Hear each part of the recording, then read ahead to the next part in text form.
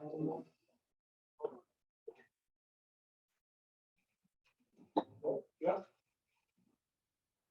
Good morning, Mike.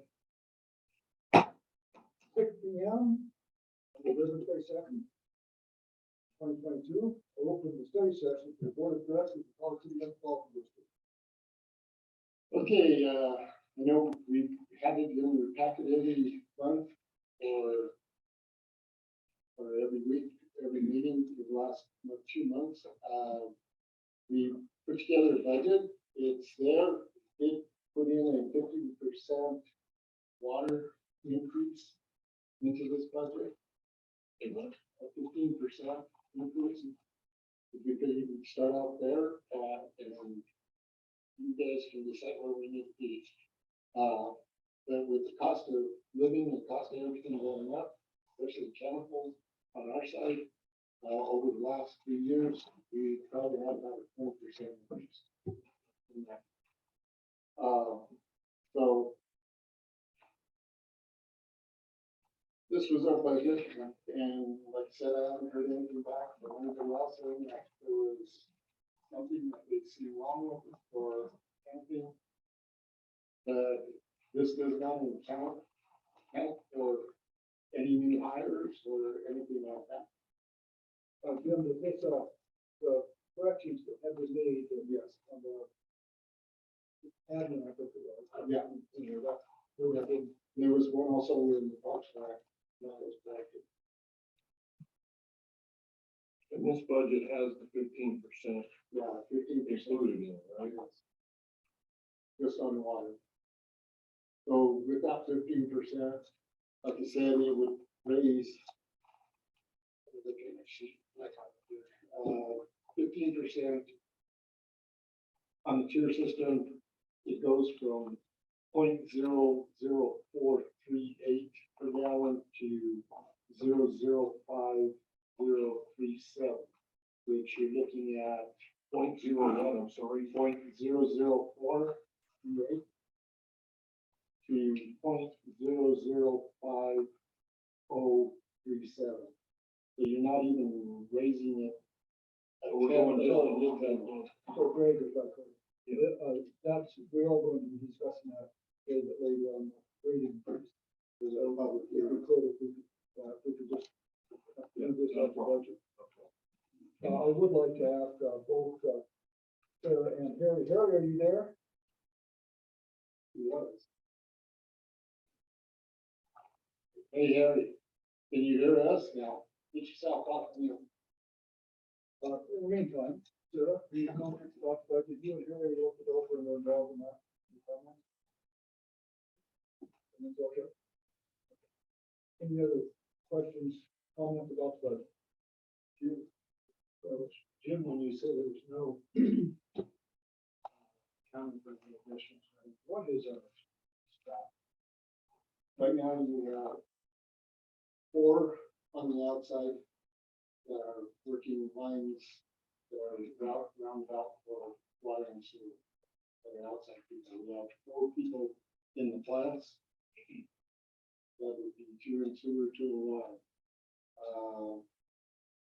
We have 1 in rec, 1 in 2 in at the golf course. You got maintenance and those. We have finance director, AP, secretary, and a part-time.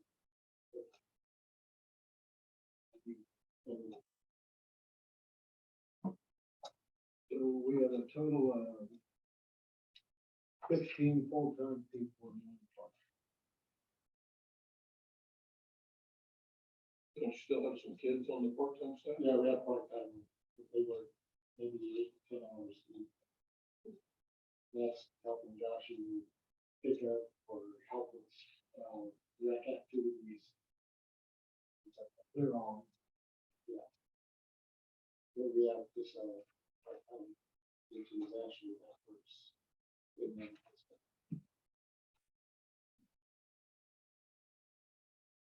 So Riley's part-time over at the golf course still, isn't he? Yeah, times, yeah. Kind of. Yeah, it's like on and off. Yeah, especially when there's snow on the ground. Yeah, I know they've been working on golf carts the last week, but that's been it. yeah. Anything else about the budget? Go ahead, Jim. Okay, next you have resolution 11/2022, opting out of FMLA, FAMLI.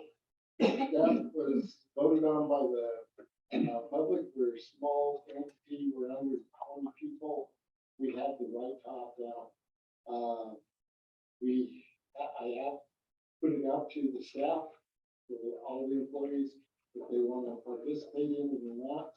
We would pay 0.45% of their salary.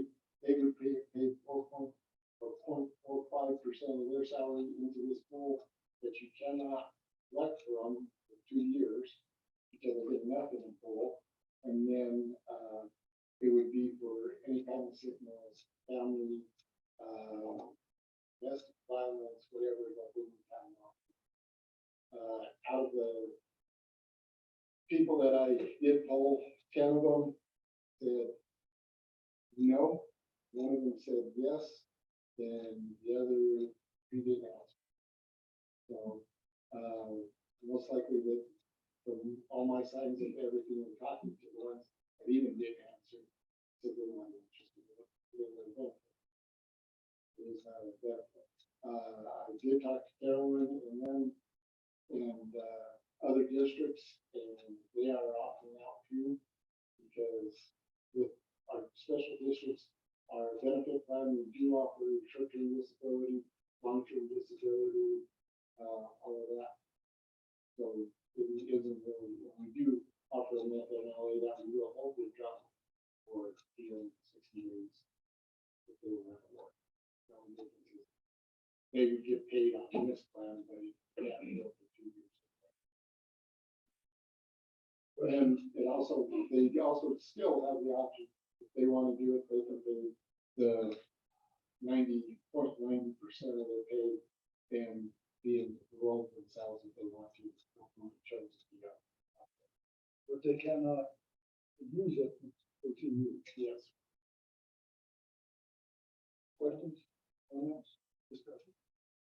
So I have the resolution in there that we write it tomorrow. Okay. Resolution 12/2022, that is on the tap fees that we had public hearing on, discussed last week, and we wanted a resolution. It is here. It is to increase water and sewer tap fees effective January 1st of 2024. We have water going to 11,000 and sewer tap fees going to 9,000.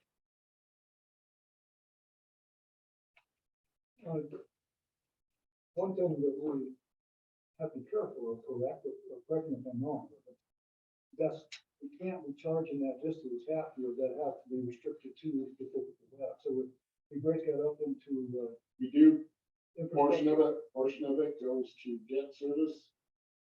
And then portion of it goes to a lot of them, And it is Or restricted as to capital. where it goes. the capital.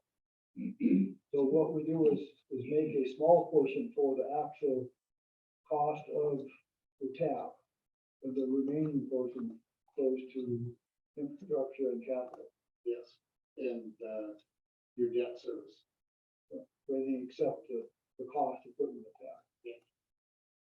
And in doing so, as I read someplace else, it's like 3,900 for that for tap fee, and the rest of it is for service fee. Yeah. Is the 3,900 or cost of that, is that truly what it costs us to put in a tap? What you're looking at is 3,900 is a debt service fee. The rest of it goes to capital and the tap. Put in the tap with all the parts, with the saddle, the shut off that got there, piping, meter, pit, everything, you're looking at about $1,300. Including labor? that ain't including the rest, just a bunch of these. Your labor, they're probably include another $500 to the machine and long out. So we're looking at talking $2,500 for parts and labor. Isn't there a restriction on the infrastructure impact fee as to where that goes? That's why you have a debt service fee. And that, we're covered with that. Then, like I said, the rest of it out from the 2,500 goes into upgrading our system, whether it be, like right now, we're looking at the gas system, and putting it in. That will be money that we can use to supply that grant. And that grant's gonna probably pay 80% of it. Well, Scott, come up with 20, which if you're looking at a $6 million project, 20% of the 6 million is gonna be, what, 5? 1.2. 1.2. So I think my question here is if we're not trapping ourselves into where we can use that number. No. No, because it could be used for any capital, for example. Okay. Any other questions, comments? Go ahead. Jim. Okay, I didn't put it in here, but you also have the moratorium, resolution, will be in the agenda side of it, which would be the 13/20/22. Okay, water rates and dollar fee discussion. I have your water rates, like I said, if you go to section, the blue section, first one, like it broke it out last week for you guys as to what a 15% increase was gonna be, what a 20, what a 25, and what a 30% increase would be. Also that going for the standpipe, if we're going to raise water rates, it's gonna be all the way across the board. Right now, with the standpipe, you're paying $25 a thousand, where the 15% will be $28.75 a thousand. Out of 15%. And like I said, with the resident side of it, with 3/4 inch cap or 1 inch cap, you're going from $4.38 a thousand to $5.37. So you're raising about $1. Because your average usage in a household of 2 is about 3,000 to 3,500 gallons a month. So that would be an increase of about $3. But it's not gonna affect the base. No, the base will stay the And what is same. the base? The base is,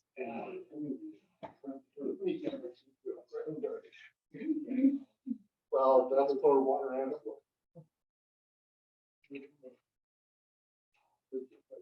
The base for water is 27.37. Yeah, that's what I was wondering, is how many gallons? How many gallons? You don't have it in gallons.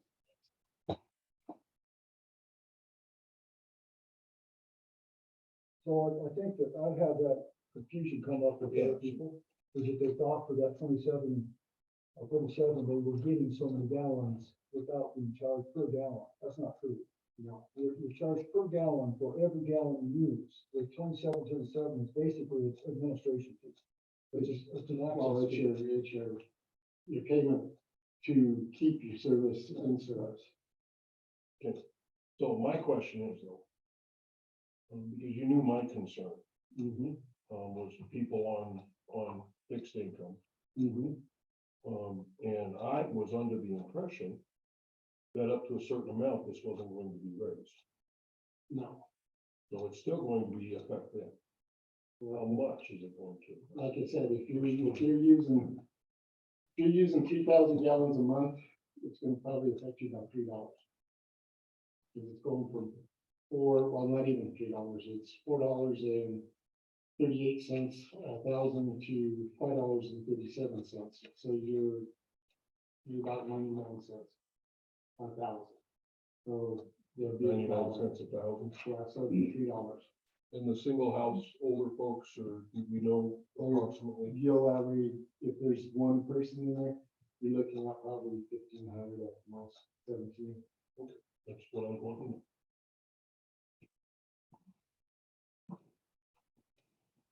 So Jim, this resolution is, needs to be put up for public hearing. Yeah, you'll have it tonight. You'll have it along with the public hearing for, the Question, the FAMLI. anything else? All right, let's move ahead. Okay, it was brought, if, it was brought to my attention that if we have Neil looking at, doing small claims for CCA, CC, when he gets in to see the judge, what gives him the right to represent Colorado State? So we thought about it, and just by giving him a letter of authority to be our representing agent, if I can't be there, or him being there, that the judge would say, yeah, he's a here's the documentation saying that he is a representing agent. So that's one of the things that we'd like to bring to the board to say, if we're going to go further with, these covenant complaints where we're going into small claims court. Once it gets out of small claims court, then we'd have to have our attorney or an attorney represent us. But as a small claims court, we can represent ourselves. So that's one of the things that we're looking at for that as the board. Would you be willing to give authority for Neil to be a representative agent for the CCA, CC? I think what that is, just kind of covering our bases. I'm not so sure that's necessary, small claims, but it is possible the judge could say that whoever is standing in front of them has no standing unless we have some kind of, this, or, Like it doesn't have to be me. Like, I'm willing to step aside and let somebody else handle it. But I don't see anybody. jumping at the. See anybody jumping up and down to do that? So that was on the here for his discussion, so. They are on that. Yeah. Go ahead. Okay. I would just say that I have no problem with it. As long as, and I'm sure you would, but as long as you followed,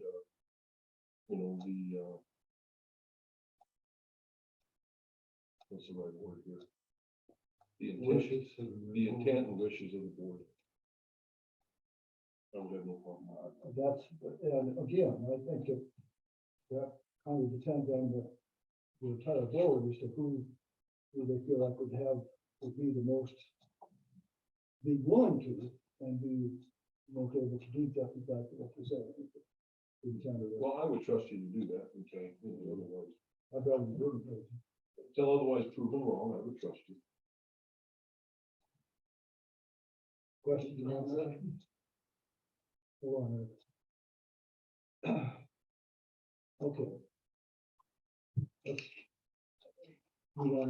Okay, CCAAC review, for tonight, they just had, 2 fences and a shed. One was on Lunar, one was on Cummins, and the shed was on Black Cat. At this time, there was no actions as for first, second, third, or claims court at this time. You don't have any of the letters, don't you, this time? Not in the others.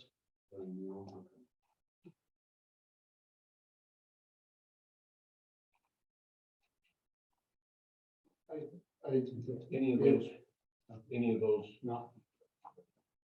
I do have one other thing that I forgot to put on the study session. I know I mentioned it to you and Greg earlier. I did have a land sale.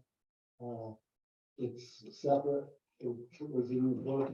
They turned it in to me on the, I believe it was either the seventh, and it was too late to go into that November 8th meeting. And I told them I'd put it on this meeting, well, with all the other stuff for special hearings and everything, I forgot about it on the agenda here. I was wondering if the board would be willing to add it either to the general or within new business to make a decision on it. It is two pieces of property up there off of, off of Kelly. And the cul-de-sac would be Kelly Lane, I believe. They have bought one piece of property. They realize that there is no services there. There is no water, there is no sewer. The property on the cost in our books is $1,210 for each one of the properties. They are offering 55 for each property for a total of 11,000 for both properties. What they're looking at is combining with the piece of property that they had bought from us before to make an acre so that they could put in a septic system since there is no sewer line. Questions? And it is all one part.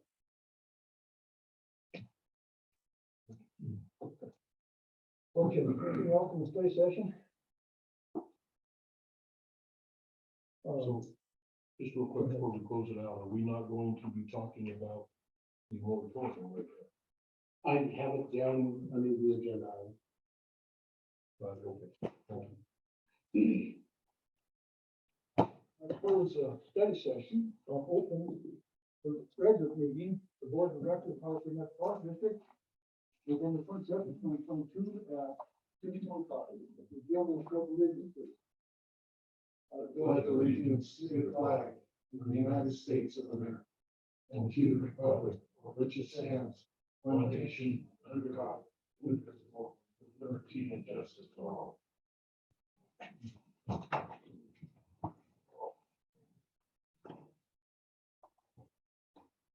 And if you join us for moments of reflection, if you could please.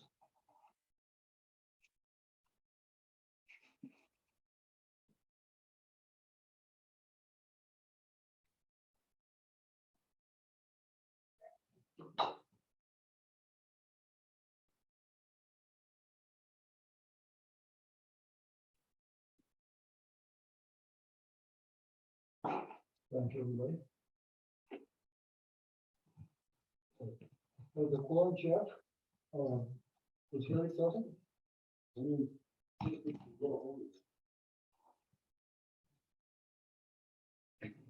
Ask him to have you.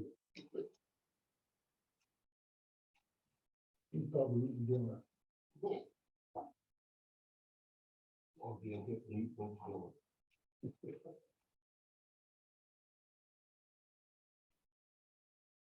I'm gonna try to read these,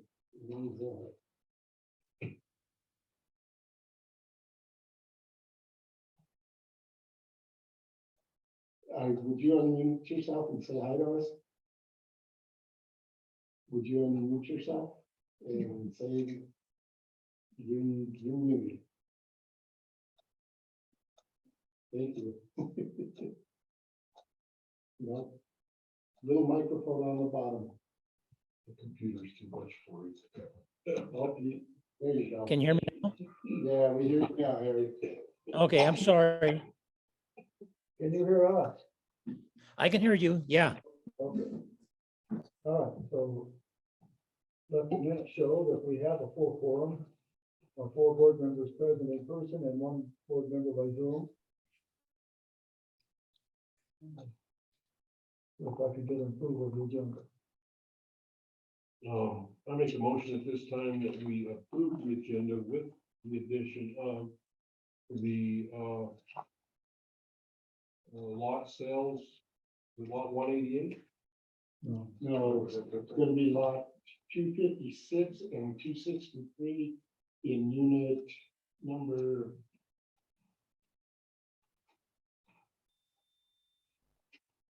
unit number 25. So with the addition of lot 256 and 253 in unit 25, you said? Yes. In unit 25. You wouldn't have to go under CCD. No. It'll be under. It'll be on the regular agenda. And the second, I'll second that. It's moved and seconded. All in favor, say aye. Aye. Opposed? Motion carries.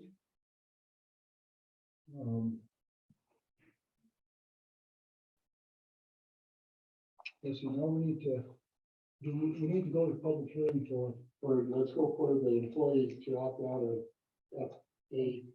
FAMLI. so I propose recommending an open public hearing for employees to opt out of the family. And Look over your section 2. The resolution would be this way, a resolution declaring any and all employee participation in the Colorado Paid Family and Medical Leave Insurance Program. Whereas November of 2020, Colorado voters approved both Proposition 118 codified in Part 5, Article 13.3 of Title 8, Colorado Revised Statute, establishing the Family and Medical Leave Insurance Program, a state insurance plan providing paid leave for Colorado workers during certain life circumstances.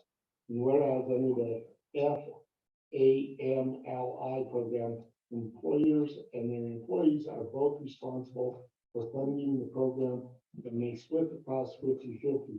The premiums are set at 0.9% of the employee's wage, with 0.45% paid by the employer and 0.45% paid by the employee.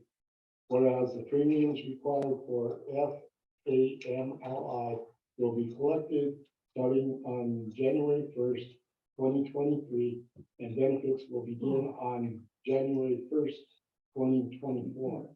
And whereas as a local government as determined by CRF 8-13.3-503, paragraph 14 and 29-1-304.5, paragraph 3B, the Colorado City Metro District, the district may decline the participation in FAMLI following a public hearing and vote for governing body pursuant of Colorado Revised Statute 8-13.3-522. By adopting the resolution, therefore, the district declines or opts out entirely with no facilitating, withholding premiums, and submitting employee contributions. And whereas, should the district decline to participate in FAMLI, its employees will still have the option to participate in the program and remit premiums to the state. Whereas, at a public meeting held on November 22nd, 2022, the Board of Directors holding a public hearing on the decision whether to participate in FAMLI, and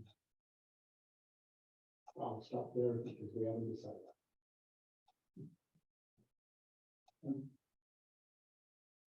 and what, I'll stop there because then it goes into that.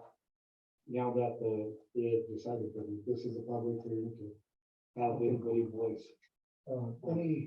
any input from the board? How about from the attendance of the audience? Any input on this resolution? It's a terrible idea. I'm sorry, is this on the water? No, this is on On this, on the FMLI, that So was voted in last year that being the district, we have to pay this insurance policy that would end up giving people time off or anything as to family sick or whatever, and they give them a paycheck. Nothing to do with water. Anything to do with that.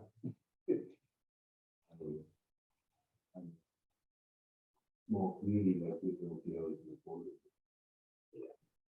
Thank you. All right, So continue. you want to close, if there's no further discussion, you can close this public hearing? Close the public hearing on the Family Act and move to the public hearing on the budget, operating and fee increases. That one is, resolution 12-2022. No, we've already had that hearing for the tap fee. That's a topic. So, 13-2022, correct? no, going to be actually 14-2022. But we haven't figured out, like I said, with the information that I went through, the latest I've seen of any water increase for prices on water was in 2008. I'm right. I don't know whether, Yvonne, wasn't that it? Was 2008?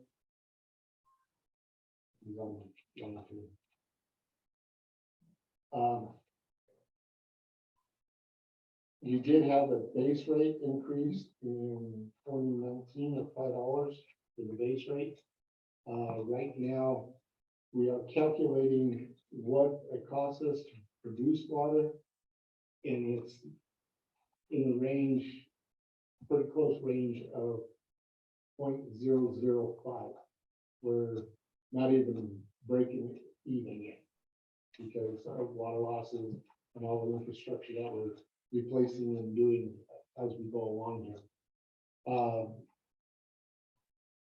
I'm recommending to the board that we look at a increase of 20%. I put 15 on the low side. That would get us to the point to break even.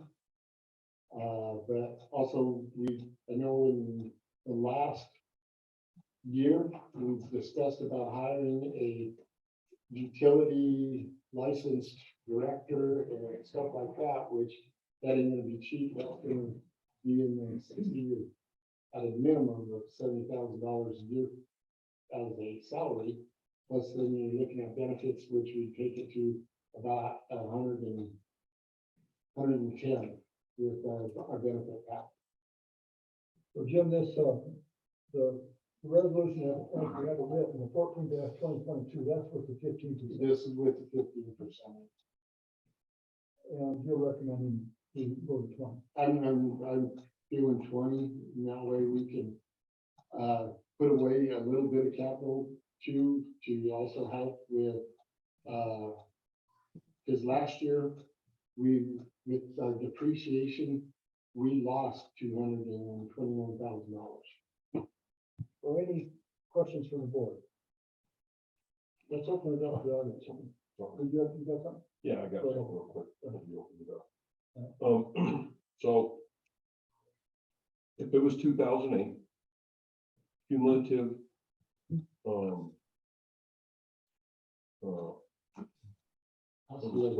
yeah, cost of living has went up almost 40% since 2008, 38, yeah, 38.5% like that. So this 20% is only going to get us halfway to closing the gap of what inflation has been since we last raised water rates. And you feel like halfway is good enough? At this point, and then look at it again next year, with what we do have is with growth, we've had probably 30 new houses built within this last year that are putting into our Putting in the system. system. Yeah. We can look at it again, and if we need to increase, I know we are doing an asset management study right now with Colorado Rural Water, which will give us a better lockdown on what it is actually costing us per gallon to move ahead. After talking to Josh Cook today with our bath treatment system looking in to be built, we're looking at almost anywhere from 5.5 to $6 million Probably for this. Yeah,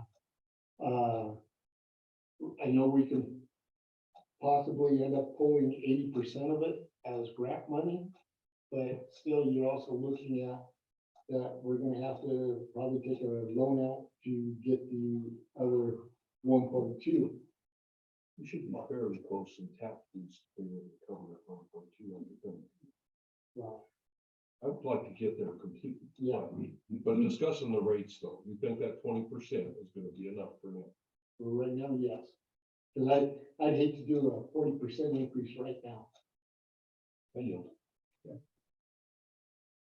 So as a, what I kind of do is if you take the amount of money that we spent last year on water enterprise fund, all the money we spent, the whole cost involved, that includes depreciation, it includes everything, employees, includes everything, interest, everything. And if you divide the number of gallons that we produced by the amount of money that we spent, it comes up to less than 5 cents or 0.05. But that's all the gallons we produced, not the gallons we invoiced. So you take it back to the number of gallons that were actually supplied to the residences or to the meters, then it comes up to over 9 cents. 0.9 cents. Or 0.9 cents, right? Yeah. So raising it to 20% is not going to get us there. On the same token, the combination of starting with that and continuing to work on doing a better job of providing this water rather than pouring it down the ditch, providing it to the meters, we ought to be able to start trying to get ahead. The other thing in our audit from last year, which shows what Jim said, we lost over $200,000. We cannot be doing that. That has to change. So we have to, that of course, that also try to improve depreciation, but we have to have depreciation. So we need to be able to start getting on top of it somehow. I don't think 20% enough right now. On the same token, I think that we would be hung and hard and feathered and burned to stake and everything else if we try to put what we really need. So I'm on top of 20%. I think that's right. Also, you don't want to hurt people by doing too much of an increase either. Everything's going up right now. Not everybody's wages are going up, but everything else is going up. Yes, we have to be realistic. As long as we can keep everything running. Because you want to get tarred and feathered, wait till everything falls apart and we can't supply them water. Then they'll tar and feather. Now, I would propose that we, and I think that the board needs to be definitely involved in this and aggressive with it, is that we also develop some means of a unique type program where somebody that is having trouble with paying their water bill can apply for grant from us, whatever. I would propose that we actually start I don't know what you call it, some kind of a fund and ask for donations to help people. And if somebody comes in and says that they're struggling, they can actually go through kind of a leak type process to apply for relief on their water bill. If we were to fund that from the board, let's say that the board put whatever, $1,000 into it. And if we could, on our water bill, ask if people would be willing to donate $1 or round up. whatever. round up. Should go through it. And that money could go to that fund that would be set aside for some kind of help for the people that need the help. No, we can't just give that money away, so there also would need to be An application process. to be done with that. We will do that May I say something? on profit. Right. I love Harry, you know, once he says something. Jim, can I say something? Yeah, go ahead, Eric. Yeah, I think, I hear people, I know things are hurting, and I think the 20%, I think would be a good start. But I think people are more concerned about the quality of their water. I mean, things are getting better. We're doing the right things to get it there. And I think we're trying to work on all the things to get the quality of water better. And I think if they see us working in the right direction and getting funding available to do things, I think people are going to be receptive to that. But if our water quality doesn't improve, then we're just throwing away money. And I think if we make people happy with what we have, it's going to be a little growing pains, but I think we've made so many gains in the last year or two.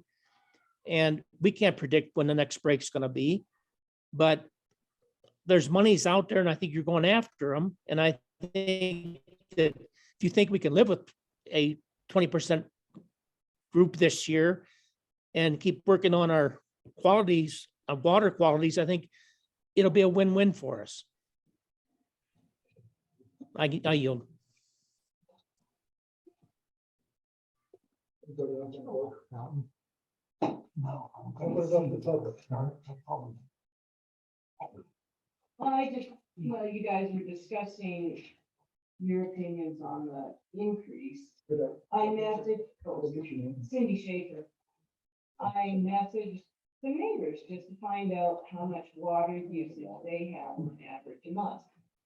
Okay, anything from the September 13,000 gallons to our own bill recent of 8,600 gallons. So I'm not sure what couples are only utilizing 3,000 gallons a month. I think that's really unrealistic. The federal average, from the federal, I think that median thing, is 110 gallons a day per person. That's the federal average. Now that's. We're kind of going in realistic. I just messaged neighbors just now, So, waiting. So when you talk of a 20% increase, that's a heck of a lot more than a couple dollars a month for people who are on a fixed income. Now, when you have business owners such as you, Sarah, you guys operate, you have a choice of increasing your revenue, same with Greg and so forth. But people who are not on, have a business or a different job where they're gonna get an average increase, I tell you what, 20%, you can't do it. It isn't right. With the cost of everything else that's been going up, So now understand that the 20% increase is going to be on the gallons used, not on the Correct. $27. So the 20% increase is going to be, it would be 0.006 versus 0.004 approximately for so it's not going to be that big of an increase. Is that per thousand for the first, Per thousand. for the first, five, or For 1,000, for 5,000, what is it if it goes $4. over that, where the, Then it goes up to 6. level 2, and that goes to 6. But then You know, so there's two calculations, that's, you know, how they come to, get the bill. So maybe the question would be, what is your guess that 20% increase would be? I'm not gonna sit For- here and calculate it. for 8,000 gallons, you're looking at about 8,000. Little less than 8,000. No, I mean, no, you just said $4 per thousand. Right? No. It's $1 per thousand. That's what it would be going up, $1 per thousand. $1 Per thousand. Per thousand.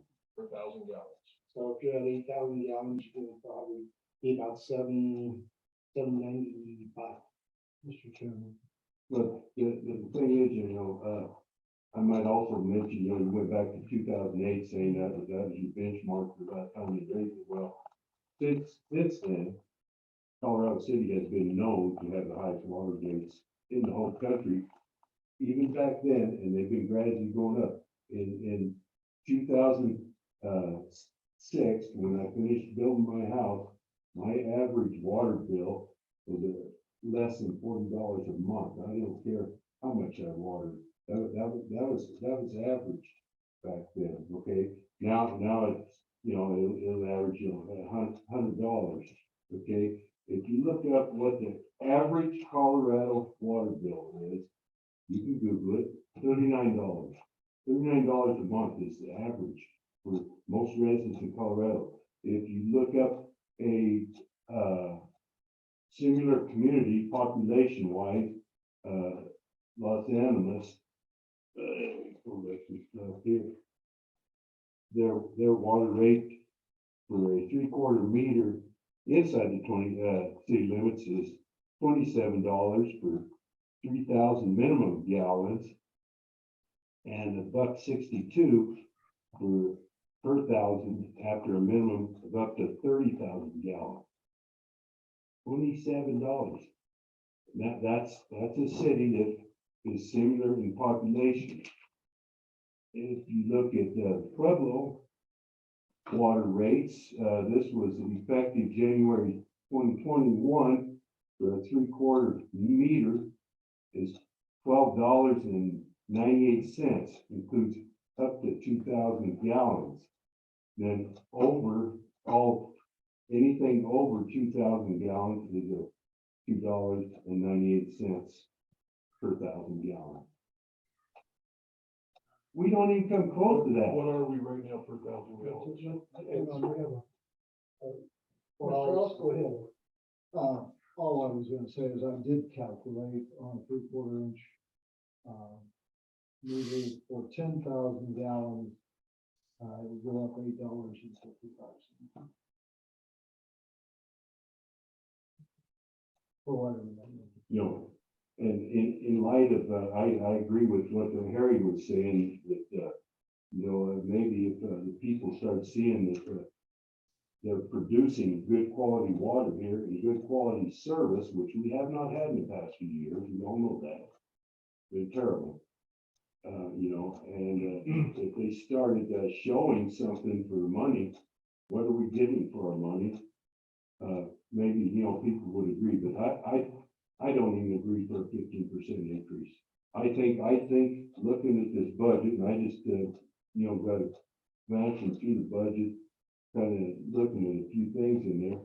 I think that they need to better manage the money, better manage the budget that they have here, instead of trying to finance the entire Colorado City Metropolitan District off of a water bill.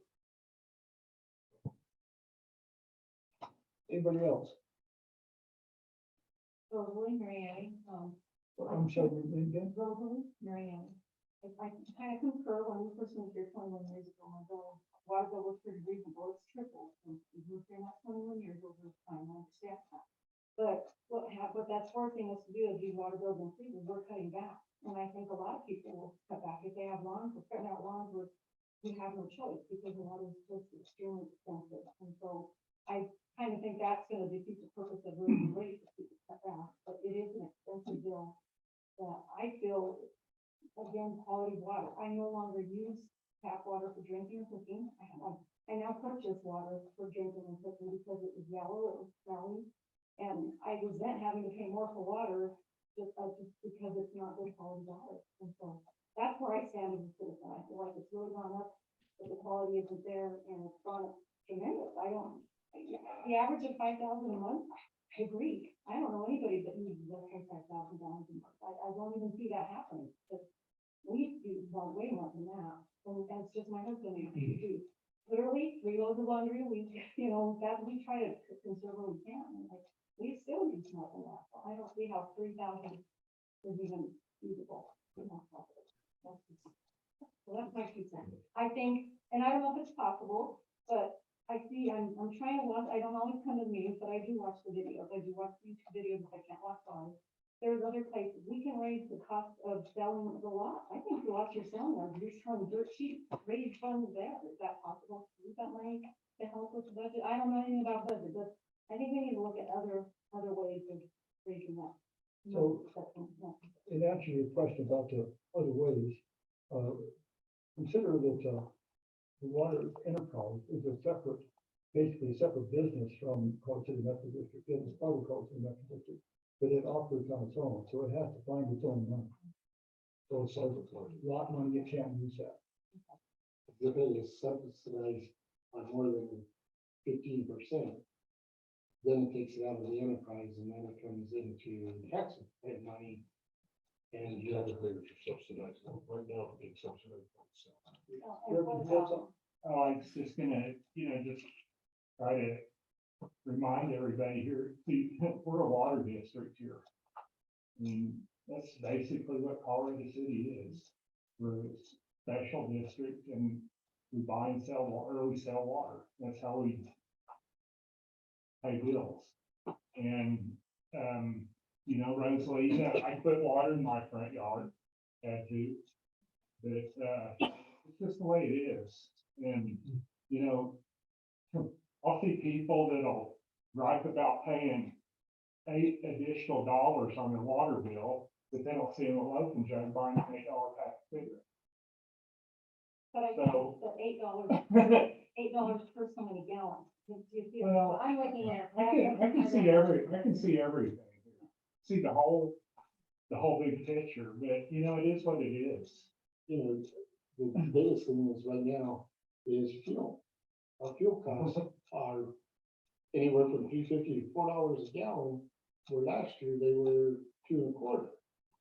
When you have that in your budget and all of a sudden you're hit with that big deal, that's where a lot of our costs are coming into effect for them hauling chemicals to us. That's where that's increased.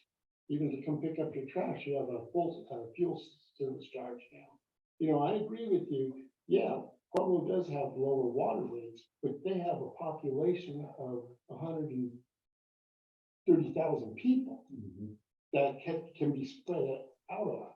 We have a population of, what, 3,000 people at the most?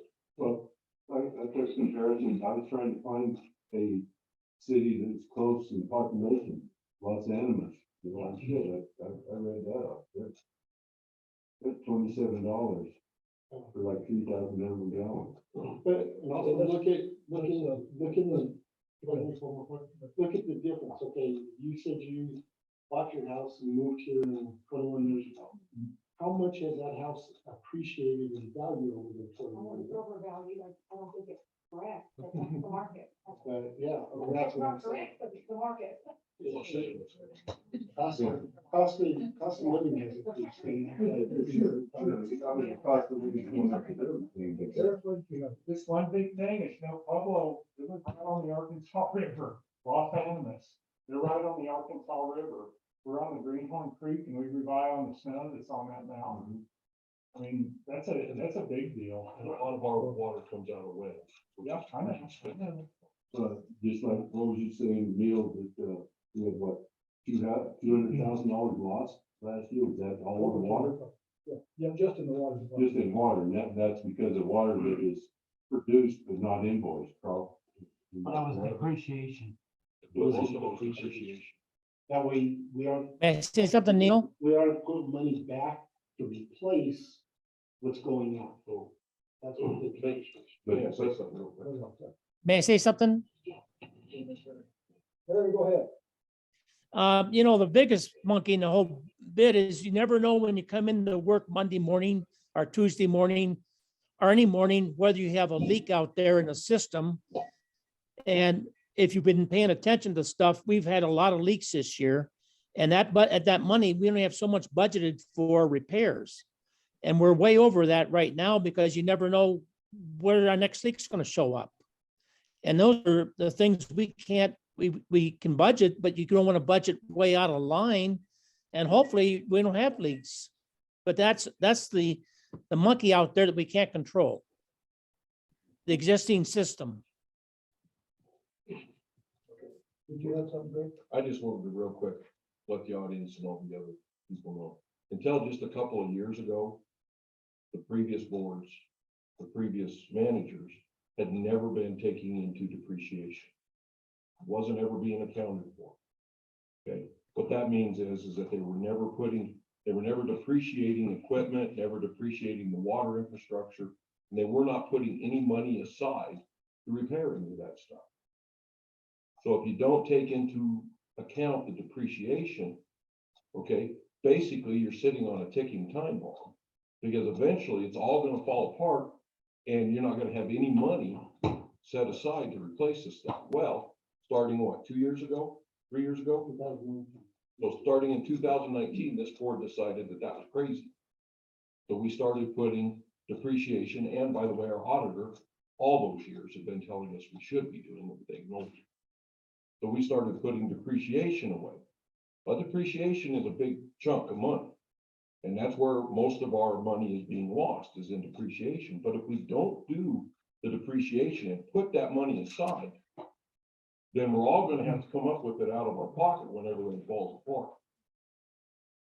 So having said that, Greg, how much money has been set aside for in the depreciation? What did we fund last year? We have, I think it's 80,000 in the water and 80,000 in sewer. We might have spent some in the sewer side because we have a couple of sewer line replacements. Yeah, and see, we do spend out of that fund as we gotta replace stuff. Because that's what the fund's for. When we started that, our goal was to put enough depreciation money aside to get back on a level footing of a full year replacement cycle. So we were trying to put 25%. I thought, well, we can't do that. That's too much. We would have to raise the rates by an ungodly amount to do that. So we're trying to catch up with depreciation, and we are doing that. We are getting ahead on the depreciation. So But we're as still of not. today, how much is in that account? We would have to, I have to look. I guess, I don't have it. I I guess. can give it to you. Like I said, I believe on the sewer side, we had 70, and on the water side, it was 80, I believe, or they could be back. And you can't tap into the sewer side, that's a separate That's entity. a separate enterprise. Ed, did you have something? Yeah, we talk about cost per gallon coming out of the production end Mhm. and the meter cost, you've got leakage in between, Yeah. right? If you fix the leakage, it's gonna change the economics on the water. What's happening with the leakage issue? Yeah, I hear numbers like 50% of the water is being lost between production and the sale of the water. And with You those, you fix something, you fix half of that, you got your increase covered. So we have been finding areas where we've had incorrect readings and had leaks. We're bringing that closer together. Not close enough, but we are bringing it closer together. That, to your point, that if the best scenario as far as raising rates is that if we could supply all the water that we produce to the houses, to the meters, we could lower the rates. Even a higher percentage, even if you lost But we can't do that. 20% instead of 50%, the economics are radically different. So we have to There's do all that kinds of- stuff. We're doing My question is, there's all kinds of technology to find these leaks. Why aren't you guys using it? yeah, We did. we are. That's what you We have. spent, was it the 90,000 was allotted to for this camera type system, When's is that gonna happen? that correct? So some of it already happened. didn't it? Yeah, we caught 3 or 4 leaks that were going straight into our sewer system or whatever that was never surfacing. Just last week or 2 weeks ago, Santa Fe, we thought the leak was way, or not on Santa Fe, Monte Vista, we thought the leak was down by the fire plug. We ended up digging all the way to Los Cerritos to find it. You're in shale that when they did do these lines, they might have dug just a 6-inch ditch and dropped it in and then threw the rocks on top of it. So it's staying in that shale and it's coming out other places. My question is, are you doing what can be done? Yes, we are. To find these leaks? We are. We've looked within our billing side of it, with what our production side of it is, out in the field, in trying to locate them. We're now able to hold the plant in standby when we've never been able to do that. So the leaks aren't as massive as what is projected. Well, you guys know what the difference is. You know what you're producing. Yes, You know, Yes, what we do. is the percentage that's lost? 55 right at this point. How much? Last month was 55%. 55%. That was, No, a lot of that's. Over half of the water is being lost. None of that's backwash. Let's keep that out. Oh, none of it's None of it's backwash? backwash. but in the same aspect of it, within the plant itself, with the SCADA system, we were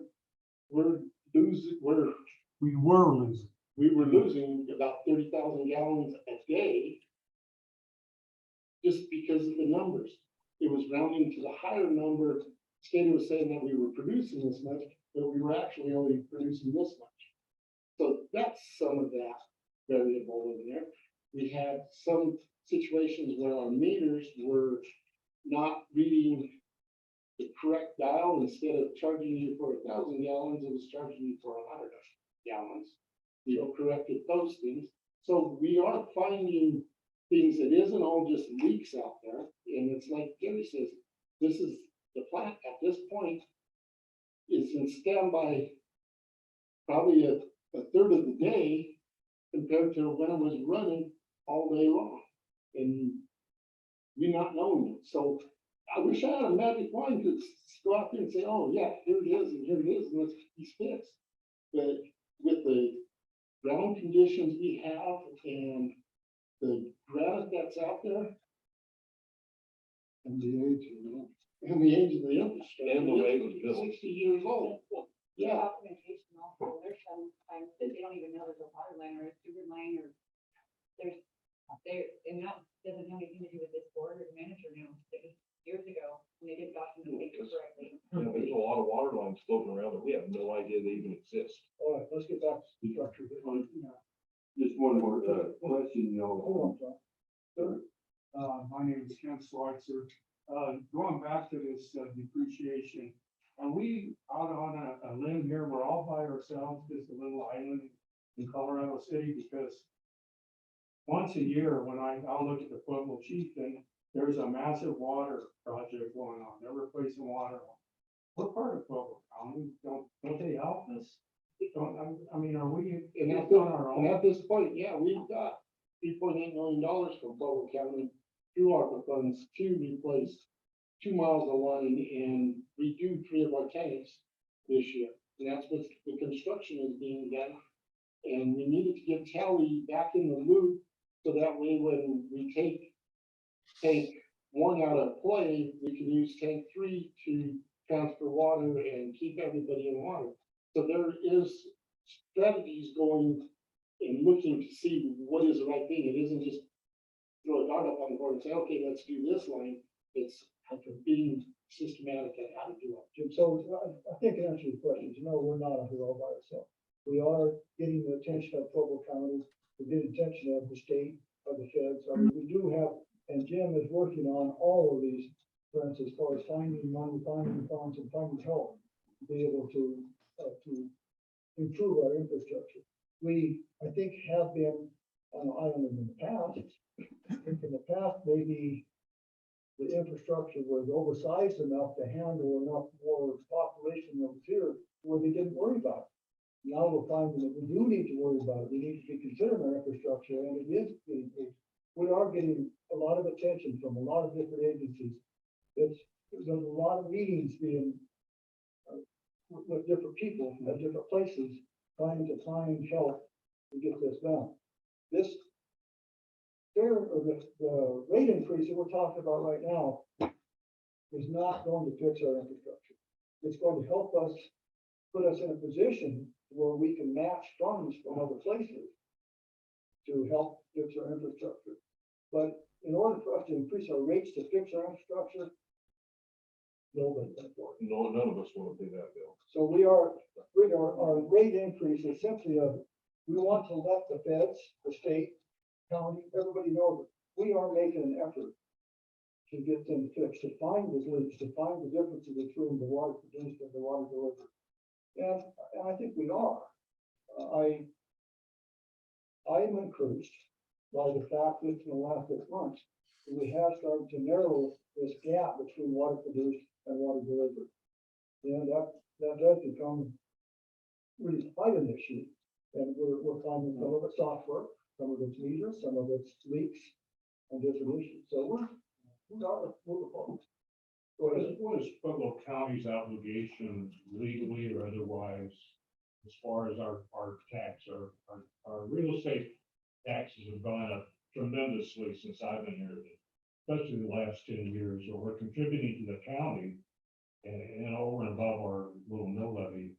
But what is their obligation as far as funding our infrastructure for the longer term? Is there legal set, or is it all open to negotiation, or what? I struggle with a big count. And I think that as far as legally, I honestly don't know, but I don't think they've been remiss in their efforts to help us. They have done, like the 3.3 million, and yeah, that they have been helping us as far as legally their obligation to. I don't have that answer. I don't know if anybody knows.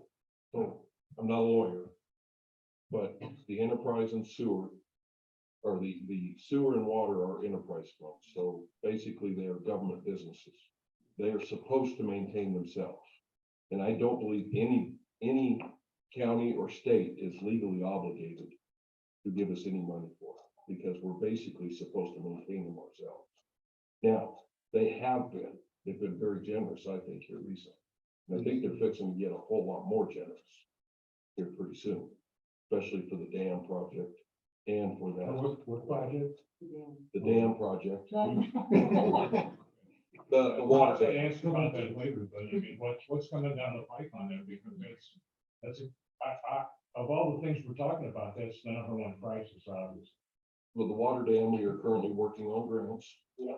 We have within the last 2 months, I've been working with Arkansas Valley Basin Roundtable to look at about $125,000 from them to help with our $200,000 bill that it's gonna cost to design and engineer this before we even start to build it. And after you start to build it, we're looking at a cost of about $3.4 million to just keep it at the same level with the ability to raise it 10 feet. If we want to raise it 10 feet, it's going to cost us $10.2 million. Neil and I just went to our hazard mitigation planning meeting yesterday with Pueblo County for emergency management. We are in that for FEMA funds to help with this project. I have USDA that I'm involving with it. I have DOLA that's involved with getting this money together to at least get us to that point where we can go 10 more feet on the dam if we need to, but also make it safe and take the restrictions off of it right now.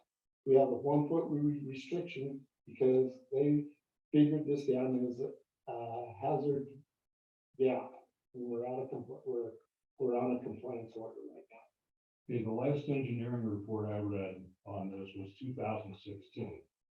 The big report on this dam by the state.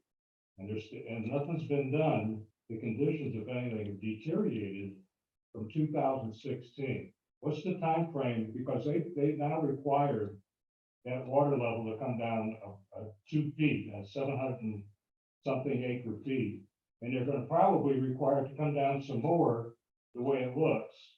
So this summer coming up, if we have a summer like we did this last time, and we're down another 2 feet, we're going to have shortages all over this city. Everybody's going to be on water restrictions. That's why we're What's working. the time frame on actually getting something done? What you're looking at is by April, we will have whether Arkansas Valley will and CWCB, which is Colorado Water Conservation Board, that will give us grant money to start the design. The design and engineering through the state is going to take at least anywhere from 8 months to a year and a half for them to approve the designs before we can even start putting a shovel in it. As long as we're going through the process, the state says we will work with you. And you can keep it at this 1 foot, so we can keep it at 15 foot as long as we're going through this process. What's the max? 15 foot, which I think right now is at max would be 16. So we lost a foot. But yeah, we can lose that 2.5 foot. If I just turn around and said, out with it and walked away, yeah, you by April, you lose another 2.5 foot. But we are working diligently. As like you said, in 2016, this was an issue and it was a problem. When I got here in 2019, I talked to Mr. Petty. I said, this is the situation I have.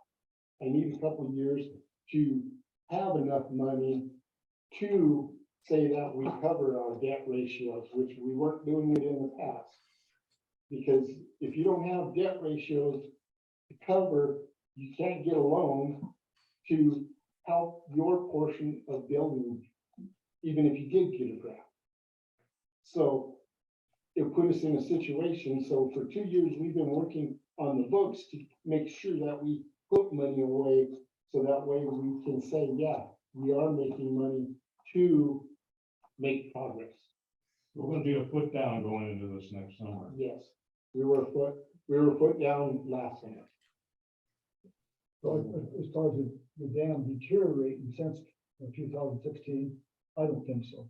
All the tests, we measure, they measure it weekly and monthly for the physiometer. And it doesn't seem to be changing at all. So I don't think that there's been any depreciation of the dam itself. Unfortunately, in 2016, they didn't. Well, I was holding my breath. We had those storms coming through. This last summer, we had a couple of them that could have really been bad. If it Hold my was, breath on this dam. If you know what, if you read Yeah, that storm report, anybody even reads those, it's 1/16, and knowing that it's at least as bad or worse now, they better be praying, because we could be in bad shape. And this hasn't been just since 2016. This has been since 2010. Well, that's the Was last. it before when- okay, that's any more input, any other questions, comments? Go ahead. I just think, my personal opinion, the more water we can hold in that lake, the better, because its population's gonna increase. Who's going for the 10 years? Yeah, and even if more, I mean, the longer we wait, if we take these problems to take on, or even put them off for several years, the price just goes up. And that's kind of where we are. We're, public hearing here is about the increase in water rates. We kind of got sidetracked in the dam issues. So appreciate your input there. And if you have more input of the water rates, please speak up. I hate to see them go up every year to where we're not accounting for what we need now. Just to raise it again next year, write ourselves a raise, next year. Let's do something that, I mean, I hate to pay higher water bill, but if we're just putting a Band-Aid on it, you know, the prices are just gonna go up. If you're saying even at right now at 20% this year, and then look again next year, then you're still going up and up and up. We need to look into that, man. So the reason why, just to address you real quick, the reason why I kind of felt like at the beginning, we should just raise it to 40% and get it over with, take the bill, and be done with it. Okay. But the one thing that I have a problem with is people like my parents. They live on Social Security and that's it. Okay, you know, they're on a well, which you guys think this water's expensive. You ain't seen nothing unless you're on a well. They pay quadruple what we pay. Well, actually, I end up doing it because they don't have the money. But, if we get something like this LEAP fund in progress that you were mentioning, which I hope we can do something like this, then I would be for the 20% this year and then possibly the same next year. But that gives us a chance to get something like this in place to help people that can't afford it, because there are some people out there that Oh, yeah. they can't even afford their freaking insurance on their car. They've got such little money, and I don't want to see them without one. I agree. Just one other point, I think if you're taking 40% or 20% or whatever, and just multiplying it by the gallons you're selling out, you gotta know there's gonna be an impact on that. You're not gonna get that total revenue. People are gonna cut back. Yeah, People are gonna cut back, absolutely. That's now, the other part of this public hearing, you'll notice it says, fee increase for water and golf course. So there's also the public hearing for fee increases for golf course. We need to address that. Fee increases. no, campground and all of that staying the same. Oh, swimming pool staying the same. Golf course is is increasing by 15% too. The membership is going from $490 to $550. But rental is going the same way, it's from $500 for the year to $550, so, 15% across the board. yeah. So will we be, Why is that? Because of your cost going up, like I said, of everything, gas to maintain that, greens, minimum wage? minimum wages gone up, all of it's increasing. How's that compared to other courses? We're still probably a better deal than any course in Colorado. Just like golf, the walking stick Saturday, it's $50.50. An old man. Money bags. So So with roughly- us, we're at, I think it's 45. We'll go up to $45 on weekends. But right now it's not 45, but it's what? Yeah, it's 40 right now. But as of January 1st. We are still under the competition. Well, they have special days, special rates, and then like Tuesday's a special rate day. It's like, And then like we have what the evening, out of the Yeah, there's, twilight hours. twilight hours. They stopped the rain a little bit because, yeah, time was long or whatever. After 2 o'clock, I'd go and get you. board questions. Why would you consider, okay, you want to increase the water rates by 20% because of fuel and everything?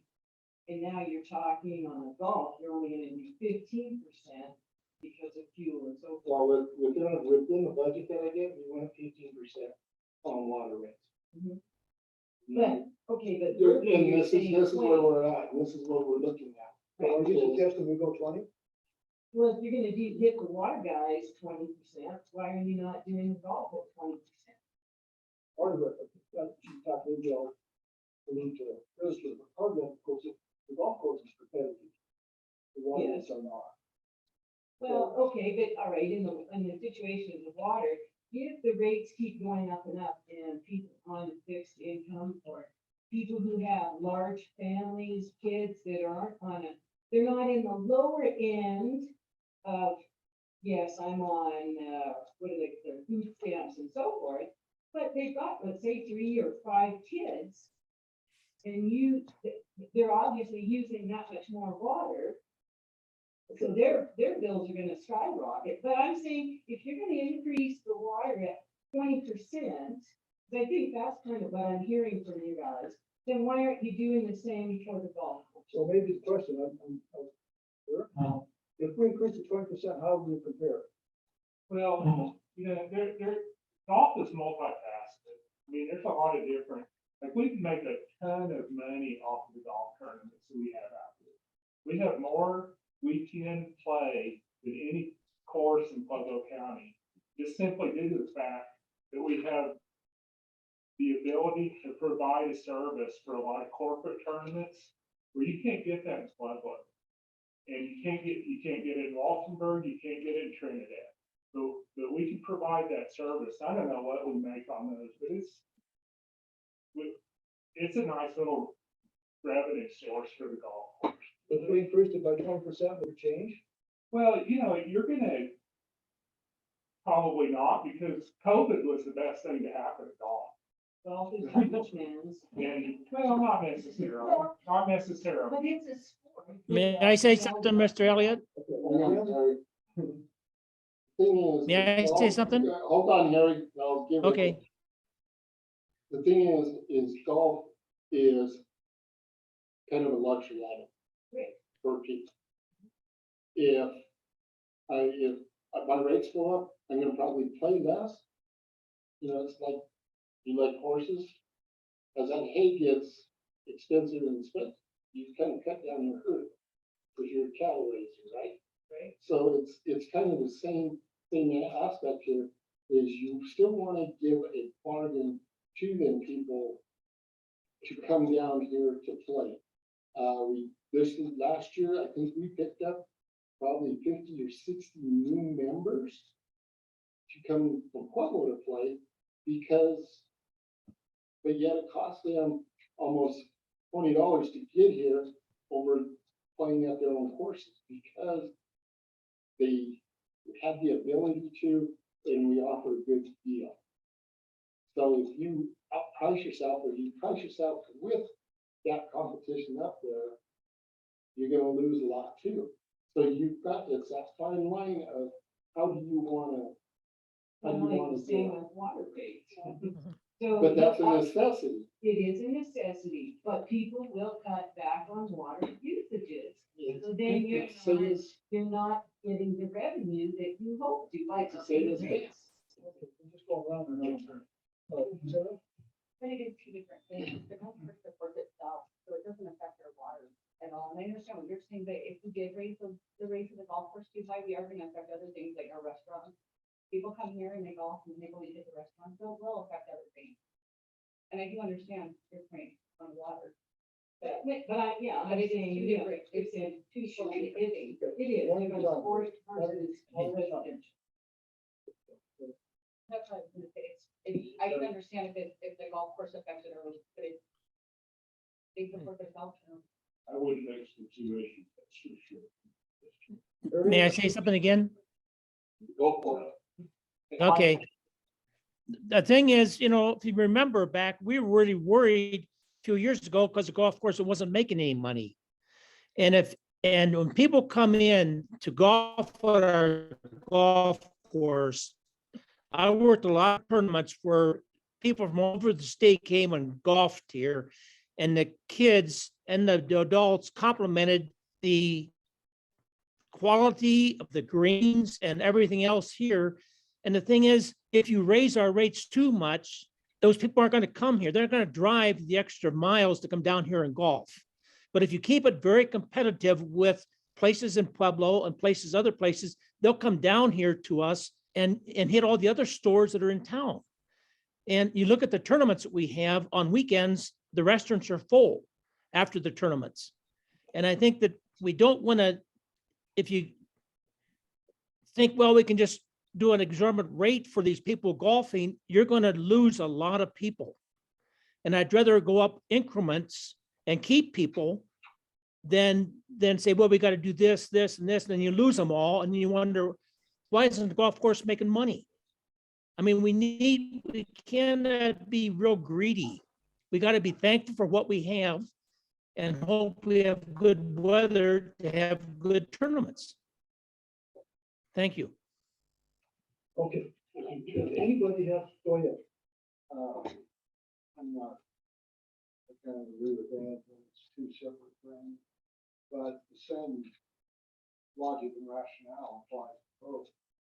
If we raise the golf course rates, it may hurt the restaurants. If we raise the water rates, people go out to the restaurants also. I don't think that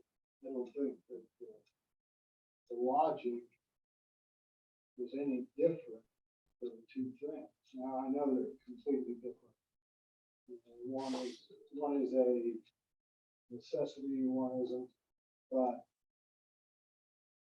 as the inflation in the last 2 years has gone up, we eat out less, we drive less, et cetera, et cetera. And when I play golf, I cuss too much, so I don't do that. But I think the logic is the same. If more of our money goes for necessities, less goes for non.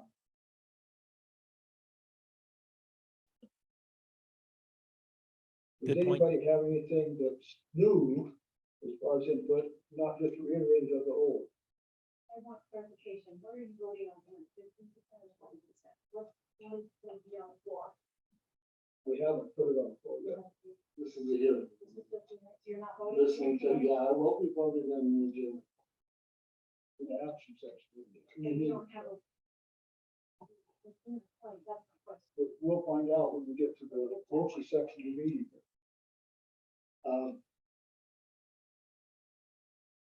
Anything new? I'll just reiterate. I have something. So, We have Done something. Yeah, that last. I do that all the time. Well, okay, I got it right now. I got it right now. One of the things that, one of the reasons too, that we do have a lot of growth around here, and is brought in by the golf course too, that are retired people that see that it is a good bargain, and they build a home and want to make roots here because of it. So that's the other aspect of it, keeping it reasonable, because they're gonna be on fixed incomes too. So, yeah, What we hear, Jim, is not so much about the golf courses, we hear people wanting to get the hell out of Dodge, out of Colorado Springs, out of Pueblo, and out of Denver. Not because of the golf course, just saying. but there's, yeah, it's. I kind of what Jim was saying, you know, so Colorado City was built around the golf course. West Nine, that was our main attraction to Colorado City. That still is our main attraction, that and Bishop's Castle. It's a rec district. And my parents, we moved here because of golf. I love golf. Kids love golf. It's a great sport. I'd much rather my kids playing golf than football. It's a lot safer, and you can golf for the rest of your life. You can only play football for so long. So I just want to echo that Colorado City was built around the golf course. For a lot of people that move here for the golf course. That's not why we moved here, right? But, you know, really the alternative, here's my perspective, is we looked at Pueblo West, Midwest. I've been backpacking out here, so this is where we decided to retire, backpack everything the same. And, you know, if you compare Pueblo West, I told Eric, you know, it's night and day. The quality of life here is, you know, way higher, and I know people that have moved out of Pueblo West out here just because of the environment. I mean, we're up against the mountains, it's a beautiful area, it's a beautiful golf course. Take a look at the Pueblo golf courses and look at our golf courses from a scenic perspective. You know, you can see why people come out here. But one suggestion I had, there's an article in something called the Colorado Sun, which is a digital newspaper about Colorado City. I don't know if you guys saw that film or not. Rosalie sent it over to me. Excellent article. It's got a negative slant, but it really recapped everything that's going on here. If you haven't looked at it, you ought to read it. Many paragraphs. My suggestion is that Terry's newspaper needs to, with this increase, explain the stuff that's going on. You know, what's coming down the pipe. We get all these articles about nothing much. But the people in this community want to know about what is our situation, what is our plan on the dam. There are people I walk that lake all the time, people are concerned about it. And they know nothing. They don't know what's going on. You guys need to do a better job of communicating with the citizens in this community. I think, you know, the primary vehicle is Terry's Houston. He's right here, he's gotta be able to. Stuff Get the that details. A lot of people don't buy the news. Yeah, but we're gonna have 20% increase, but let's have the rest of the story. Okay, thank you. Okay. Close public hearing, and we open the regular meeting at 7:29. Okay, approval of minutes. We have a public hearing from October 25th. You have regular meeting for November 8th, and then you have your CCAA meeting minutes for November 10th and 17th. Can I get a motion? I make a motion that we approve the public hearing October 25th minutes, the regular meeting minutes of November 8th, and the CCAAC minutes of November 10th and 17th. Move and second. All in favor, say aye. Aye. Motion passed. Go ahead, Ken. Okay, next you have bills payable. If you look in your red section 8,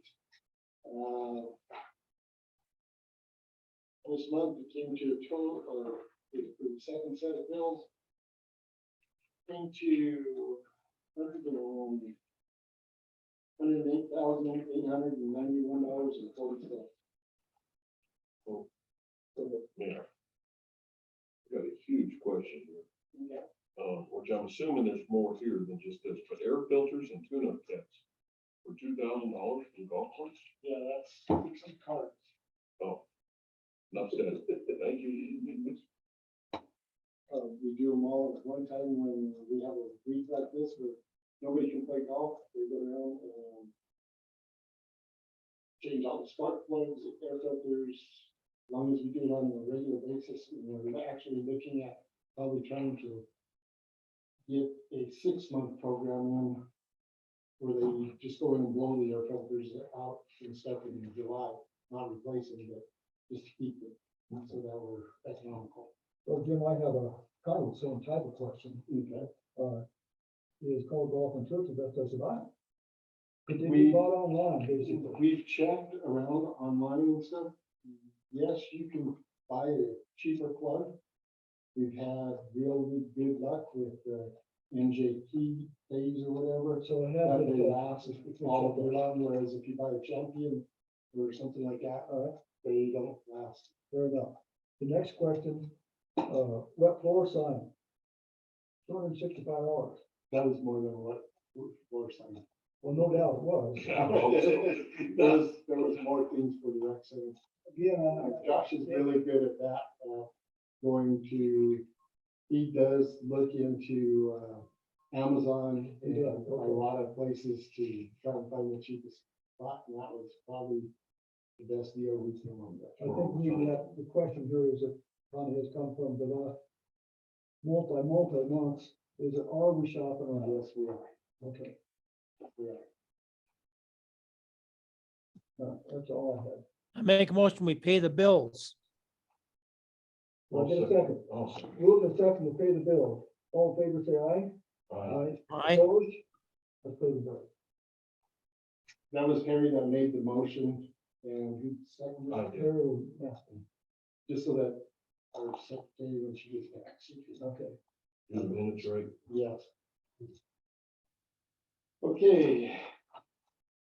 Next is financial report. That is in your blue, your clear section 9. As for our financials, from last year to this year, we have an increase. A lot of that increase is due to ARPA funds and that paying in and paying out. Also, we have, I'm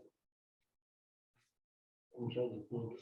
As I looked at them yesterday and today, and we've cut our expenses a lot in administration, recreation. We do have money that will be coming back to us, within our water for our feasibility study for the RGH. Right now, we're at about 90,000. We should be getting about 38,000 back within about 7 days. Just turning in all the paperwork for it, and we have 2 more bills that we will send out to get the $50,000 grant. One that we're looking at is our property management fund. We're down in it compared to what we kind of budgeted for.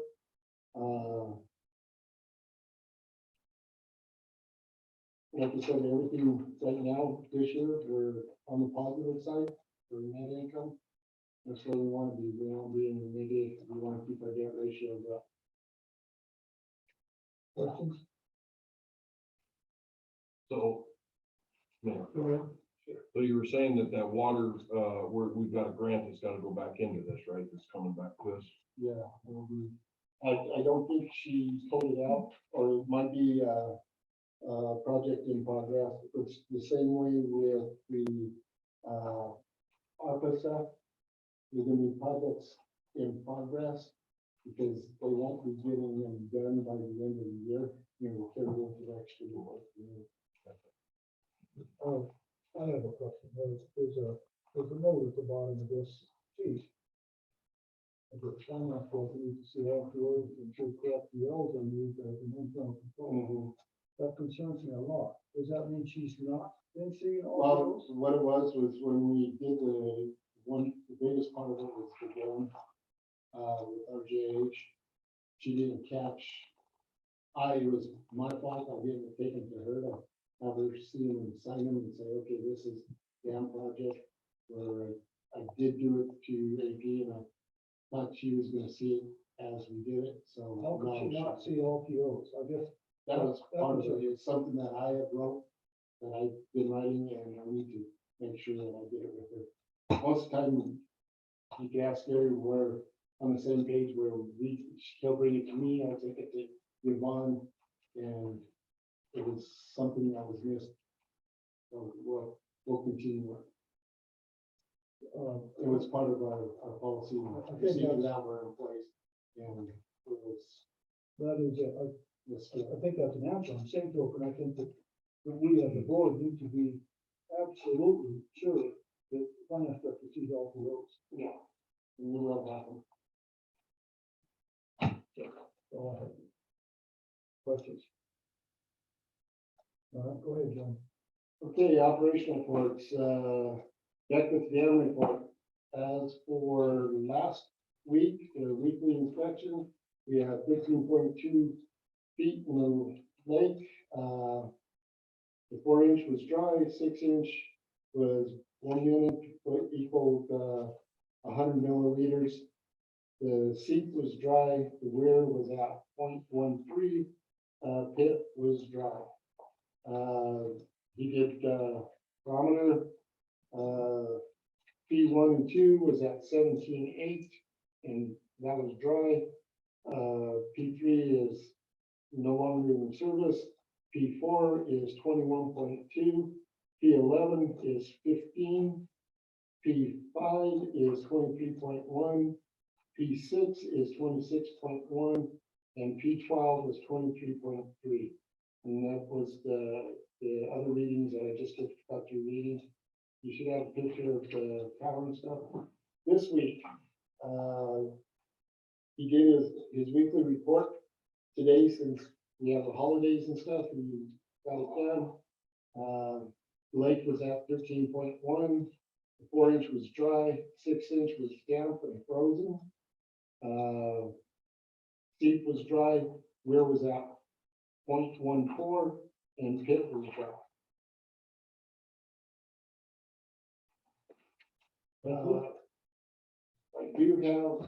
I did talk to Mr. Graber, he was on vacation, he's been out of his office and stuff last week and this week, I'm waiting for him. We need a budget, for the scrap money, for the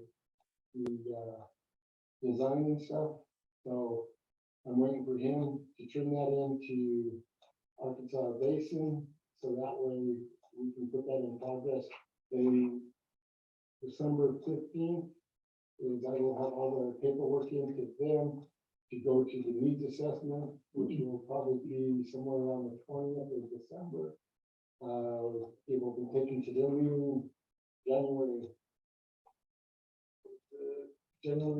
the 4th. Oh, the 11th. They'll have their meeting, which they will vote to either give us a letter of support. From there, it goes to the February meeting for CWCB, at which time they will say yea or nay on our 125,000 network for them, or 51 work. So it's a process. You gotta have one grant, I'll deal with another grant to keep us lucrative. Okay. So that's the dam report. Committees, I'm glad Ed's here. Yes, I'm glad you're here. let me go on with the other one first, and then if we could. So on the committee reports, project manager, I did talk to Mike Graber, and would you be willing to meet with us next week? Wednesday, and I can set it up with Amanda, but next week on Wednesday or Thursday. I think with Mike, it would work, so if that would work, for you, I'll see if I can set that up.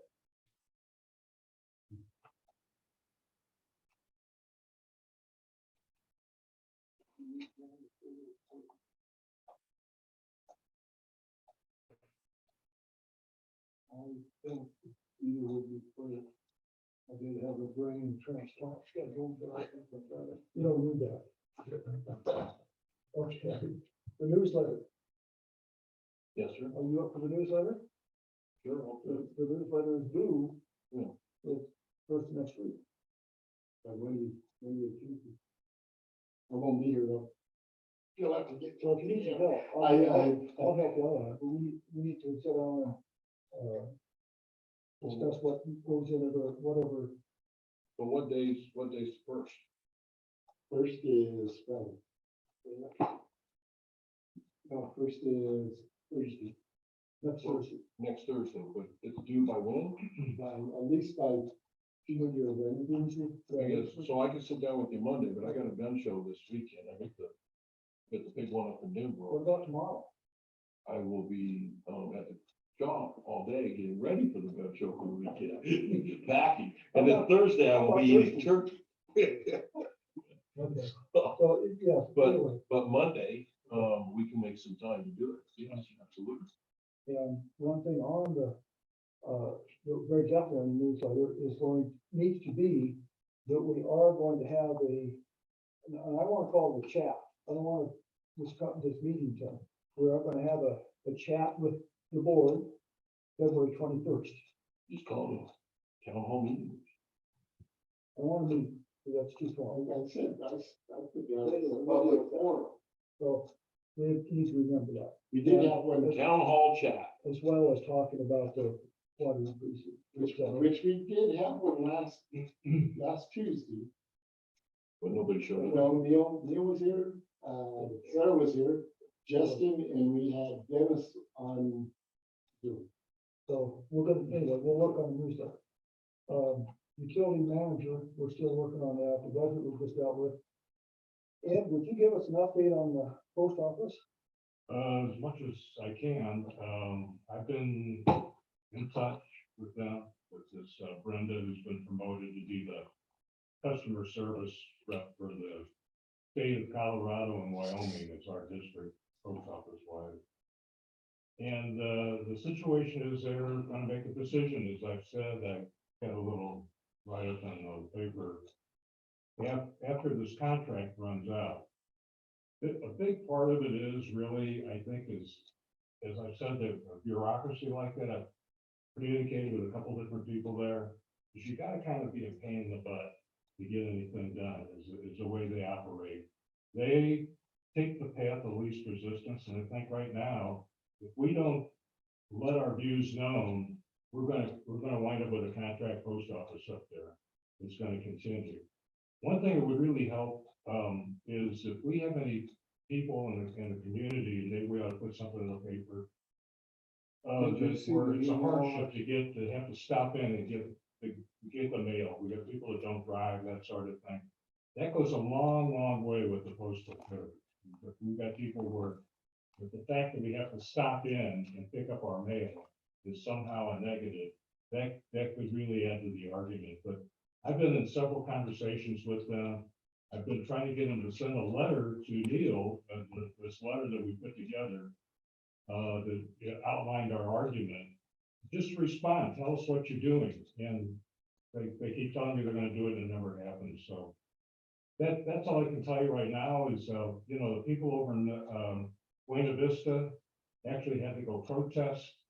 They were out there in the street talking about this increase on their postal boxes.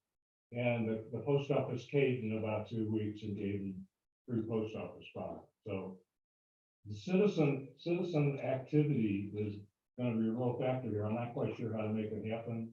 But if we make ourselves visible to those people up in Denver, we'll probably get a post office. If we don't, we're probably gonna continue with this contract situation. Big part of the problem to me is that we're invisible to the post office and to people that want to deliver stuff. I find a lot of problems with that because we're not part of that address management system. I've been trying to get them to at least do that. And so, well, that's a big deal. We gotta, go in and modify our record. Well, I've worked with those records. I know that's not true. It's just they're being resistant. They tell me they don't have enough people to do this, that, and the other thing, but we've got to somehow make ourselves visible to these people, and I'm not quite sure how to do that. Maybe everybody starts contacting them, start 3,000, if 3,000 of us go and sit down there at the Northside Post Office. Yeah.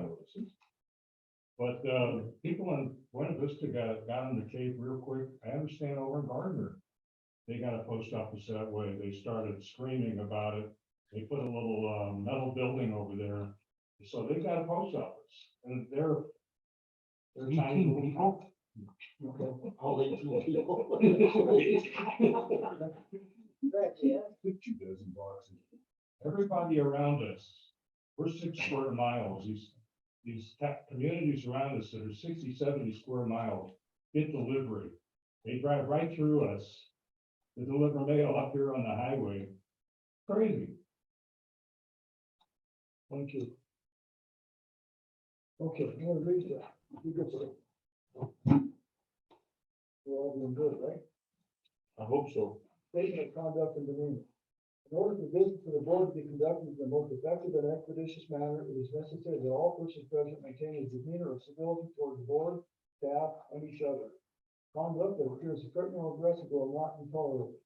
Shouting, speaking out of order, or the use of offensive gestures similarly are not acceptable. Such behavior shall constitute the forfeiture of the right to remain in attendance and may, if the point of order brought to the board's attention by council or any board member, including the chairperson, result in your being asked to leave the meeting by the chairperson or, on your refusal, being escorted out of the meeting by the proper authority. And now we're ready for some citizens input. Okay, Cindy, I'd like to know what the status is of the Rimrock Heights project. There is no status. So has it been voted down? What? We haven't, it has not been brought back to us, so we are no further, in no position other than where we were when they first presented to us, there's been no action. So in my opinion, when it's been brought forward to the board and you, then it's still an open-ended situation. Until we get more information and significantly more information, we can't take any action. We have no knowledge, not enough knowledge to even ask questions. The proposal has not been brought back to us. So then why not just put it on for it, say it's defeated, we're done, And we're not gonna do then it. we're not We gonna do it. don't have a proposal to refute. It's There not, was never a formal proposal brought to us. He came to a meeting and suggested an idea and then never came back. That was it. But you Yeah, guys the went proposals. forward to having water tested at the Dixon, Dixon. That was, anyways. that was just, That was just him going down there testing, just to see if it was a viable idea to begin with. As far as I know. yeah, we don't have, Yes. we, I just did that, I We just didn't did that spend any to money. protect the citizens. Make sure the water was working. the proposal has not been brought forward to us. If you, I asked because it was brought forward a couple times through the minutes and so forth. And like when we were here in September, it was discussed. More of an idea than I think of, or maybe a kind of feel as to what the attitude would be, what the thoughts would be, but not really a proposal. So if he came back, I don't know, a week down the road and said, here, this is what I'm still wanting to do, where are you guys sitting with it? Then we would have to study it and make a decision, and of course, get the citizens involved, get the public involved. there has to be a plot plan and all of that in place before we even get to the point of making a decision. There has to be a clear proposal of exactly what he is going to do, not just this idea of, well, I might turn it into 30 lots, I might build 20 houses on it. he had it originally, But it was all a thought, it wasn't as, this is what I'm going to do. He never gave us plot of a master plot. No, not master plan. Right. But then, It was just all tentative, yeah, tentative based on this and this. and I think more of it that happened through the board was the citizen input as coming back and saying either they were for or against it, and that's what was on the side of the bill. So the citizens were against, what was the board? They had nothing to. We got- Right. Nothing been for force. So if he does come back with something, then community will be notified of Absolutely. public. Now, that is also in our rules and regs. Yeah. We have to be involved in that. I just wanted to make sure. Yes, because it will not happen without the human being there. Which we have a bird's eye view of things, all the construction is being on the side of the hill. So But it's, for us, it's, at this point, still a non-issue. my understanding was he was bringing 20 wells in or something. Yeah. I don't even think he's gonna come to us. Let's move on. Who else? Okay, Richard. You have any more input? No, mine was pretty much on all the other stuff we already talked about. Next, I guess you guys are familiar with Title 32, which is the state law on special districts. And there's several things that you're not following on that. One is, and I don't know how familiar you are, you have an attorney that can advise you on that.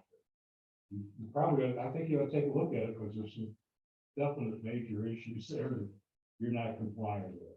One is, every quarter you're supposed to furnish a budget, a detailed budget, public budget. I would definitely like to see that available. Has never happened. I've asked for it since I've lived here. Supposed to be a quarterly budget on where all the money's going and the income and all that. It's recapped every quarter. That's state law now. To get it enforced is another thing. I'm requesting that you do that. your financials Financial. on your monthly, Not, we do, not one of these 40-page things. You recap it, a lot better than what you're doing with the Dora report. Show where the dollars and the cents are coming from, not these big categories, but a true financial report. I can give you an example if you need one. but we do a financial report every month. Can you do a quarterly recap and put it out there? On our Without a financials, whole lot of, on our financials, it does have percentage of that budget as your end line of it, if you look at it. There is, I'll tell you where that, monthly would be okay, if you just want to put that out there on the website. That's it fine. is, usually the packet on the second meeting of the month is the financials are put into the packet for, The packet. yeah. If you look on our website and it says agenda, you go down and you look on your 2022, it has the agenda for the meeting and packet. And it will be all right there. Okay. And I'll show you, so actually, I'll show you what's in there. The only thing that We isn't, get you guys, the only thing that everything isn't, that we get, you guys. except for the confidential Yeah, it's only information confidential stuff between between law. lawyer and client. Anything else? Anybody else? I had Eric. Eric? I may be too late. Do we have a tax fee increase? Yes, we did. That was in October 25th, public hearing. And where are we at? You're looking at 11,000 for water and 9,000 for sewer. And that's across the board. Yes. So, for instance, if I were to put a trailer park in Applewood, you'd be looking at that. That's a flat fee, flat rate. Except as your taps go up, your tap fee goes up. So, obviously, it's, too late. I just wanted to, again, did a little bit of research and, I'm gonna take this a little bit further, but for instance, Pueblo, they're at 9,000, Colorado Springs, 9,000, Grand Junction, 10,004. Now, here's what's interesting, Pueblo West is 30,000 up. Colorado City, we were 16, now we're 20. The thing that's interesting to me is that all of our property tax dollars go to Pueblo County. Same thing with Pueblo West. Therefore, we don't have any fund money out here. We don't have any money to play with. Where Pueblo, Colorado Springs, Grand Junction, they all get to play with our tax money. Well, for instance, I pay with my house, my investment properties, I pay about $9,000 a year that goes to the mothership 23 miles north of it. I did some arbitrary number counting. Just in this valley alone, I think we ship about $3 million to Pueblo County in property tax dollars. I mean, give or take, $3 million. And I struggle to find out what we get back from that. What do we get from that? Not streetlights. And then, like, and I asked Jim earlier today, we have 1,025 water tap fees. I'm not taking into consideration the usage increase, but just the base rate, Jim, $68 a month, just the base rate. 70.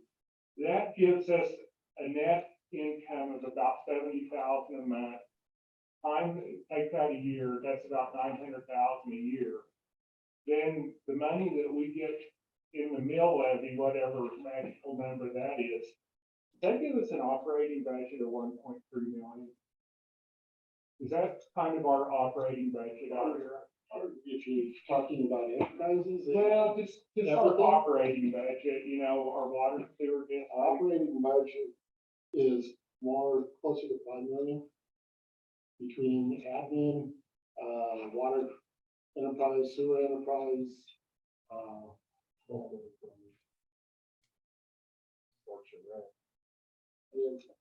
okay, Yvonne, she said, come on in and sit down and talk. I think those numbers are certainly available.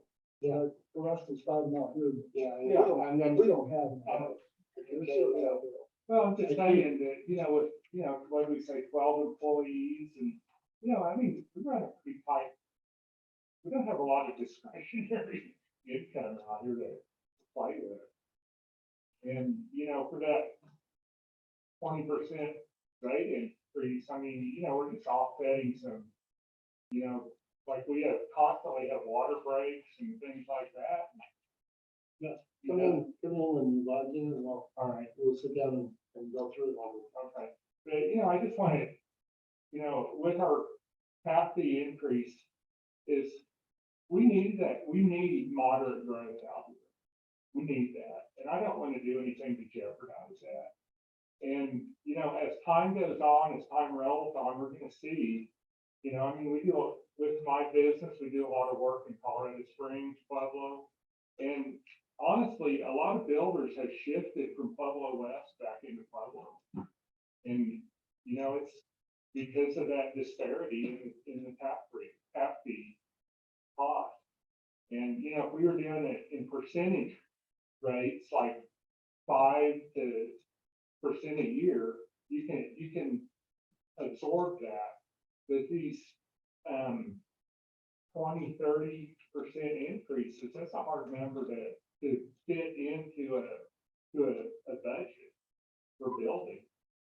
And, we just need to kind of be careful about, these super rate increases on things like that.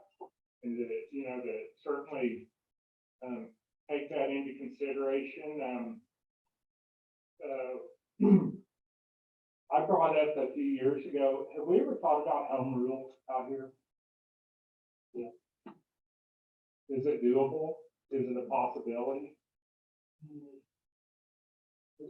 We can't do it. It's the citizens who do it.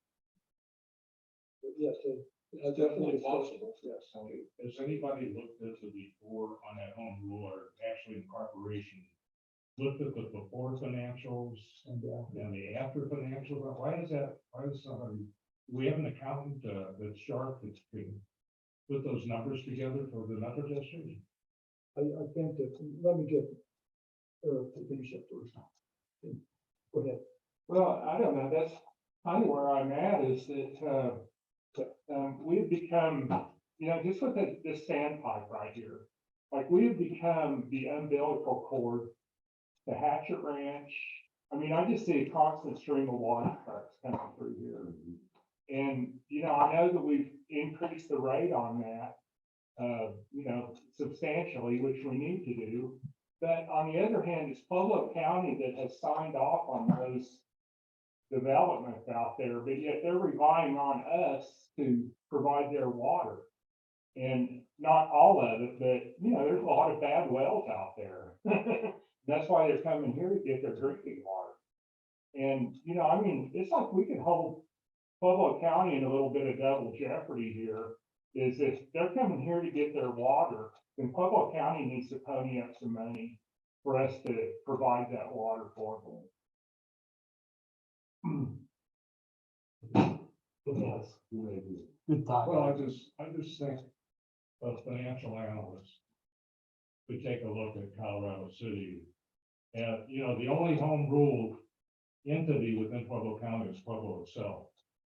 Everything else is a special district or a, established community that was, what's the term for that? Like RIE is statutory community, goes back into the thirties or earlier. So it must be pretty involved to go from a metro district to a true town, true city. But, could we take a look at that? Could we have somebody, you guys are always having someone take a look at the study of the dam or whatever. Why not study whether it would make sense to be incorporated? It seems like we've got the kind of area that would benefit from it. We're only 6 square miles. We're fairly dense population, not a lot of expense on roads, things like that. I think it ought to be looked at. I guess bottom line, I want to keep my property tax dollars right here. I do. I mean, we get a little bit back from the mothership, One statement. I think that, as far as the study, Good point. we are going to have, if we do that, we're going to have to budget, I don't know, $10,000 for a study. I don't know. I just don't know. But that is something that if the citizens, the public would desire that to be done, then yeah, I think that. It would just be a matter of financial eggs in the basket. Does it make more sense to do it this way or that way? I'm just saying some of the characteristics of this community looks like it might be a sensible thing to consider. There are also some legal restrictions in that, is that you can't have a certain percentage of property inside the boundaries of a home rule city that don't choose to be inside that city. So Right. we would have that situation with the horse ranch and with the properties that are not a part of existing Colorado City. They would have to choose to be inside of the home rule city, or we can't have one. So there are some legal restrictions there. I know that in the past, that has been one of the hindrances of becoming a home rule city. But that still could be part of the study. Then one of the other aspects of it is you have to have law enforcement. We could We have contract. to have We could contract law enforcement with the county. Wow. It all depends who you. The study, I think that point is taken. That has been discussed at different It's gonna times. cost more. Yeah, if we were spread out, like large boundary, right, they talk about it being incorporated. You know how much is incorporated? 200 and some houses. Those constitute the I town of didn't Rye. think of that one. It's actually 125. Yeah, well, I could just call the post office and that's what they told me. And the point of 20 some houses. Any rate, we don't have a huge road network here. Anything that would, drag down the budget in terms of, we would have to take all that responsibility and law enforcement and all that kind of stuff. But how much money could we keep versus what we're sending off? Probably Right, Riplex Rye has law enforcement coverage, Pueblo County, deal with all But this. it's a contract, they contract for it. It's So just like you GA. just need to find out. Cause I know, like in Walsburg, when they went and checked out their police force and contracted with the county, it was like $960,000 a year to have the county cover the city. I think we could do it for less than that. Well, I know that. Right now, we kind of have slim coverage as it is. So- because of- Could I ask one thing to, That's a good question. with what the engineer told me today about his property next door? He lives in Johnstown. He says the lot next door, it's in Quarter quarter of acre. an acre, went for $125,000. That's no The tap. water, no sewer, No, it went for $400,000 and the tap fee was $125 for water. for water alone. Sewer was 90. We're off on a tangent here. Let's get directed here. All right, anything else? Yeah. One more. Yes, sir. Yeah, back on the water rate increase, is water and sewer different? On my bill, there's sewer and there's water. Mhm. And if I never use a drop of water, I still pay, I think $40 or something a month, is that? So this rate increase is only for the water, right? Yes. So could sewer go up Yes, too and still impact what I pay for a water bill? It will.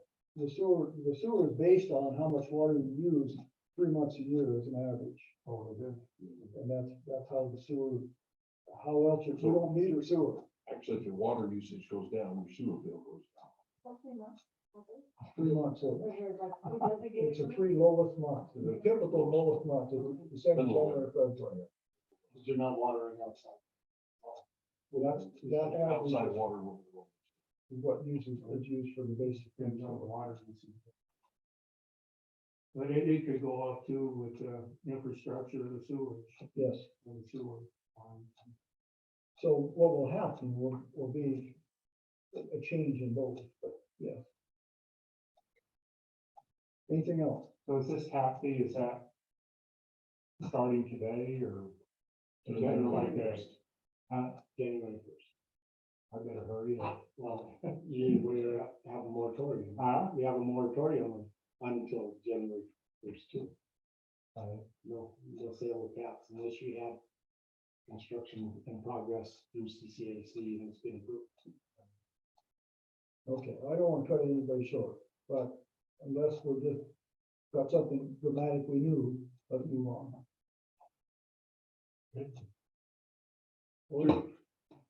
We got attorney's reports. I have nothing, agenda items. Agenda items, resolution 11/2022. Opting out of FAMIL or ally. Like I said, that was the resolution I read earlier, resolution declaring any and all employee participation in the Colorado paid family and medical leave insurance program to opt out. I make a resolution at this time, or I make a motion, sorry, this time, for resolution 11/2022, opting out of FAMIL. I second the Moving and seconded, let's, divide the house, move on. Do you have any Well, discussion? do we need a discussion? I don't care.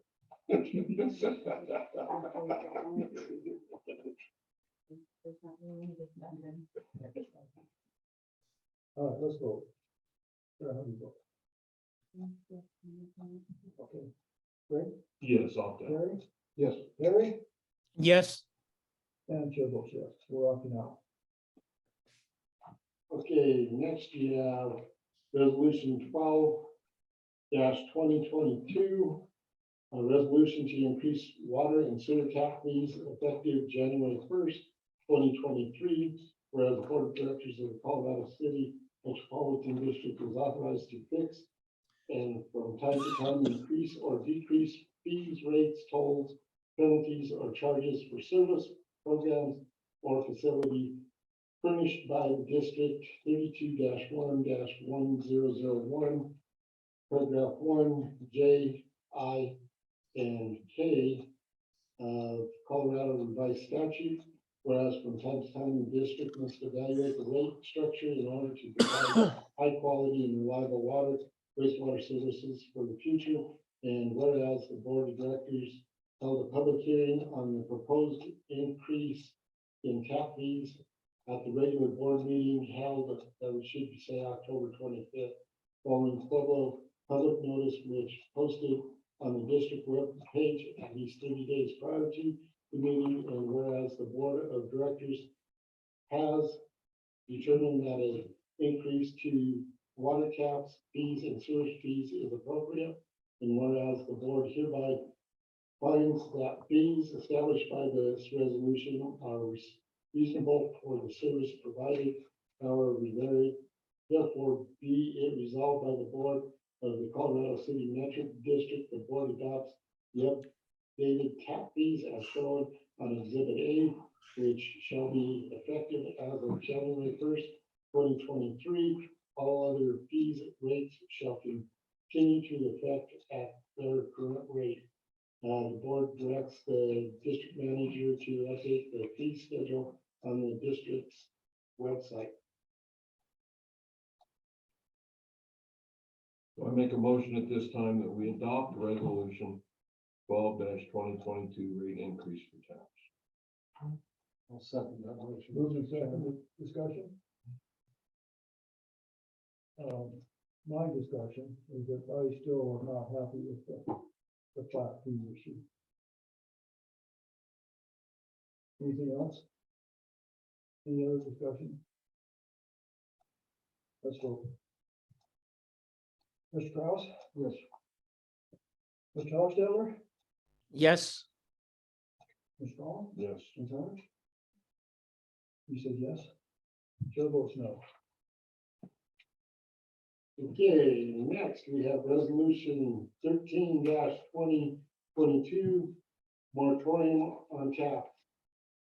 Colorado City Metro District Resolution number 13-2022, a resolution and imposing a temporary moratorium on the acceptance of taps applications and sales of taps through December 31st, 2022.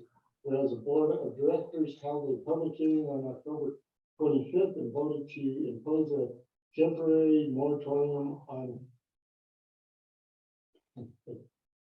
acceptance of tap applications and the issuance of taps through December 31st, 2022, except for taps for structures that have been approved prior to October 25th, 2022 by the Colorado City Architectural Advisory Committee. And whereas the board wishes to adopt this resolution to memorialize the temporary moratorium, and whereas the board finds that the temporary moratorium is necessary to protect the public health, safety, and general welfare of the inhabitants of the district and in the best interest of the district. Now therefore be it resolved by the board of directors of this Colorado City Metro District, the district shall not accept or approve any new applications for water sewer taps permits from October 25th through December 31st, except for applications for taps to be used in connection with the structures that have been approved by the Colorado City Architectural Advisory Committee prior to October 25th. This temporary moratorium expires on January 2nd, 2023. Chairman, I move that we adopt resolution 13-2022 as read. Do I get a second? I'll second it. Moved and second, discussion. How about ALSP? If we have a moratorium and we're telling people that are giving availability of service fees, and we tell them you can't bill because I'd be upset if I was paying at ALSP and then I couldn't bill because there's a moratorium. What else? Do you have a solution? Would you, I don't know. are I you just looking figured- to I Make an just wonder amendment. what the responsibility of the board would be for that. For this So they amendment. do get a big amount of money for ALS and stuff like that. Go ahead. I agree 100% with this. All right. I think we're off opening ourselves up to a lawsuit. So what I would suggest is that we,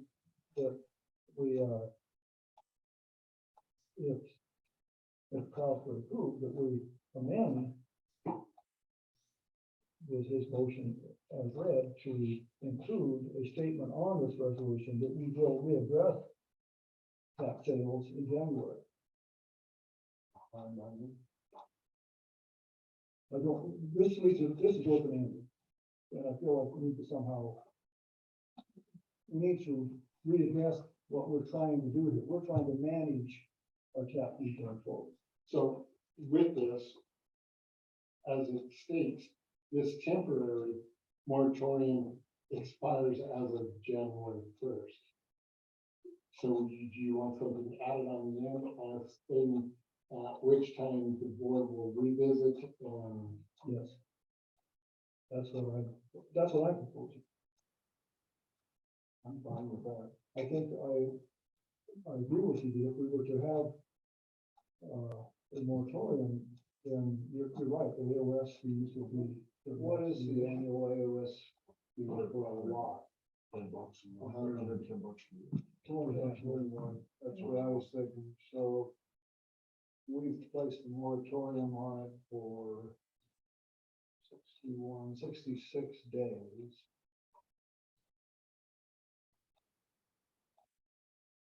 So that's costing $18.26, well, it's not costing anybody any extra. For the right to keep that AOS, it's $18.26. How will you lost pay AOS fees, but don't give me that 13,000. I know it's like 3,500. Something around there. I'd have to ask Christie exactly how many letters we sent out. Let's get with this motion. Would you accept that to where we add to your motion to? Yes, sir. Add to the resolution to get Harry. Yes, sir. Harry, would you accept that? Yes, because I think the open-ended part of that is how many permits are we gonna allow starting the first of the year? I mean, we're gonna shut them off the end of the year. So I accept, yeah, but it's not a dead-ended thing because we need to say, okay, next year, what are we gonna allow per month? So I accept that. I accept that as a amendment to it. Any other discussion on the motion and the amended motion? The only comment I'd make, and I don't mind that amendment at all, is that there's been moratoriums all over the state of Colorado, most near us, Pueblo West, so I'm sure that that's been researched. But does Pueblo West have AOS? But I don't know that. The only reason why we have AOS fees is because of that sewer plant. Correct? Any other questions? Any other suggestions, questions, comments? I don't know if we should ask Carolyn about Yeah. the liability is on that. And my friend, I'm friends with the people that, I don't know if have the AOS. I've never had to report them, when I look for anything for the but and I've never seen anybody report them, but we do. On our MLS, if there's an AOS, then we put it on. Maybe they do. Well, it should be, you should have to. You have to report taxes if there's anything different in anything like that. Like if there's any kind of exemption or if it's in your exemption, you have to disclose anything like that. So I would think you'd have to disclose that. You have to do it. I'm guessing it's not a resolution here, but, so then, to amend the amendment, pending discussion of the term. Let's get ready terms. Yep. All right, anything else? Let's vote. Mr. Hotzeler, Yes. Mr. Strauss? Yes. Ms. Collins?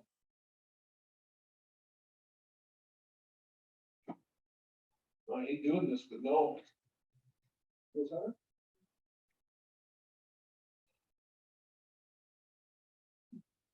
Yeah, yes. We put you on the hot seat. I'm gonna vote yes.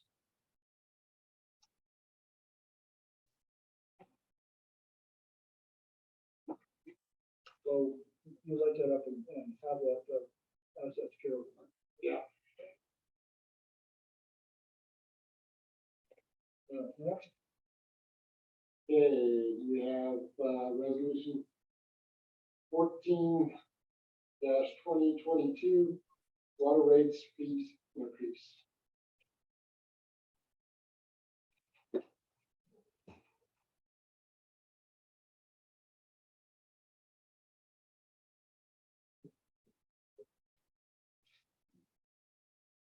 Everybody's gonna be afraid to do this one.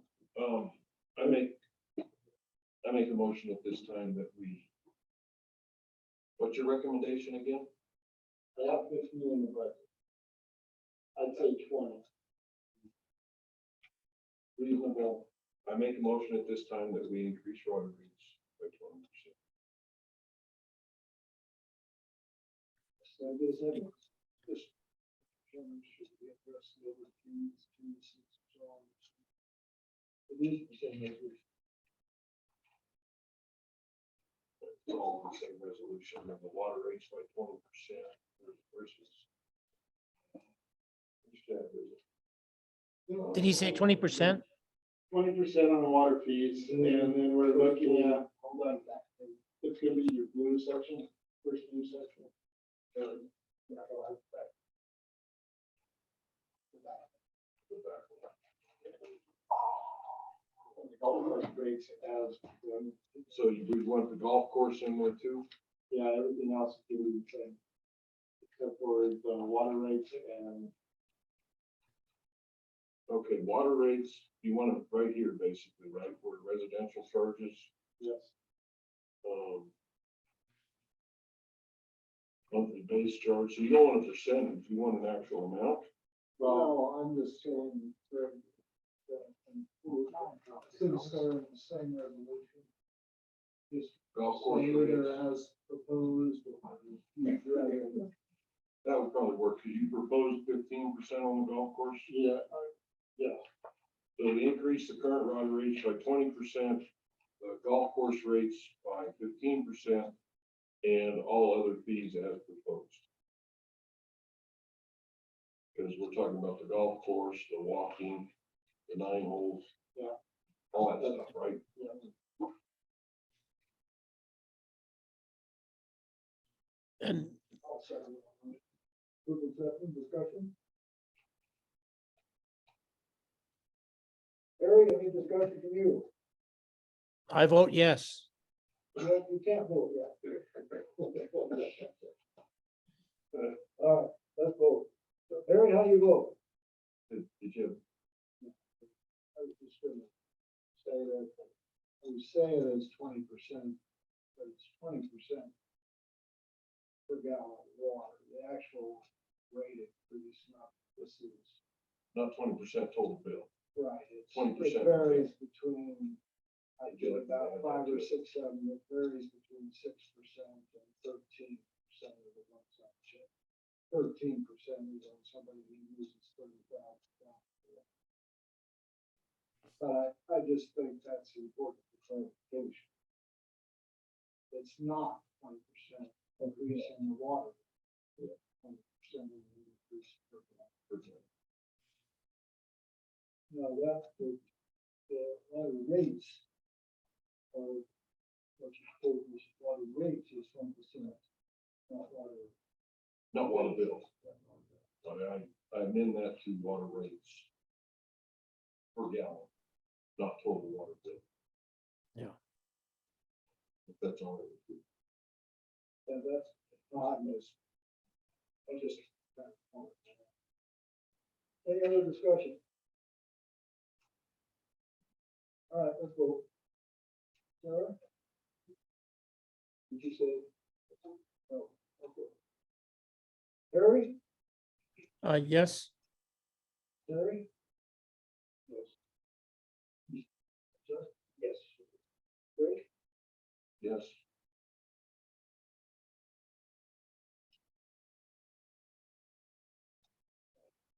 Chair votes yes. Now that moves to a public hearing. No, that's No, what we already had the public hearing. Well, For we'll bring the resolution back with, charges of, it's pretty much like the second reading of it. So, I have to, we need to make sure that we have to do a good job with describing that in our food budget. Yes. Well, I will, since I made the motion, the freaking tar and feather me first. All right, go ahead, Jim. I don't know. Go ahead, Jim. Okay, next we have, letter of authority to Neil to be personal representative. It is, I'll read it here.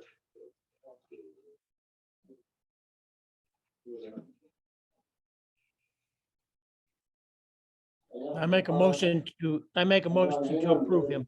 Hang on, Eric.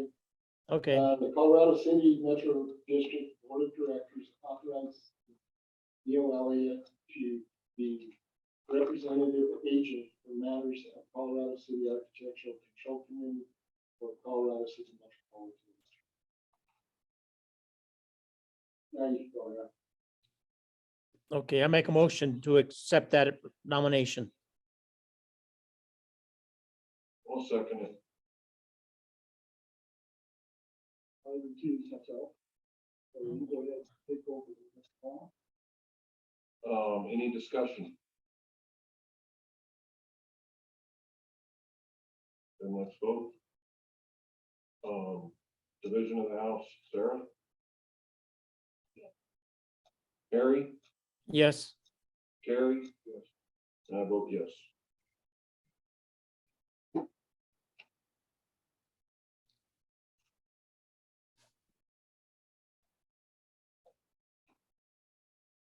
Okay, old business. Oh, wait, no, we do with land sale. Yeah. You do have a packet in front of you, a buy and sell agreement. With your board members, I feel like I would like to purchase these two lots.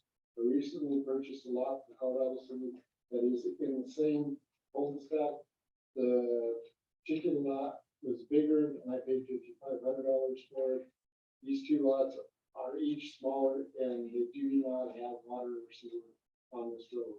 I'm offering 55 for each lot, so my total would be 11,000. I will be paying cash and can pay when you accept my offer. You know, Susie Davenport.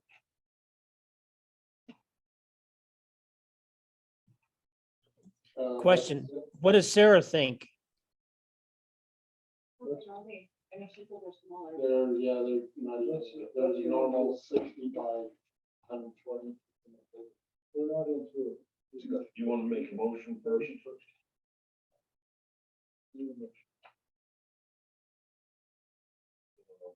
I make a motion that we accept this offer from both ones. What is it? Move in second, now we're in discussion.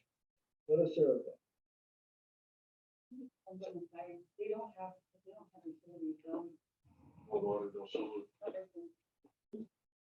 That's a cheap lot to me. yeah, I think it's reasonable. If they're just a normal size lot, it's not like a half acre lot. Yeah, it looks like it's 60 by about 145. Like, point Plus two, 7,000. line or something. Yeah, about 1 or whatever. Okay, I'm not sure that, because it's backed up to another lot. so those are the ones that would just be like a little major, I think that's. reasonable. Is road improved? No, that cul-de-sac. The county road should be improved after we put the water line in. So the main road that goes through there will be improved, but But the cul-de-sac is no. it's not Well, we got water in town. on Java. We do have water in it. It's gonna be probably when we look at, 60, 120, 120 to the 256 lot. And then you got another 60, so you're looking at 180. The closest lot would be 120, would be the second lot. And the property line. Going into the next lot, you have, it's the fourth lot in, so that, like, 6 is 40, 40 feet. That would probably almost get you to the middle of the cul-de-sac. Questions? Comments? How much we charge for extending the water line? I don't know, I'll have to. Yeah, we do have contract to do. Road, I'll have to pull up the line. But they'd be fully responsible for all of it. Yes, engineering and, putting it in to our engineers. So then are we gonna demand a fire hydrant on that or just blow off? Probably should have fire hydrants since it is cul-de-sac. It all depends, I gotta look at the plans, there might be, there might be a fire hydrant right there at that corner too. Any other questions? Other end. Maybe not.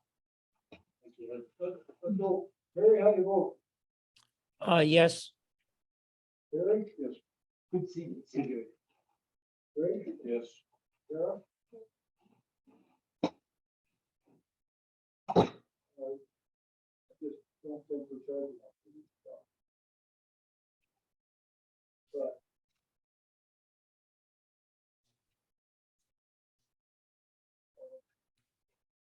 I'll vote yes.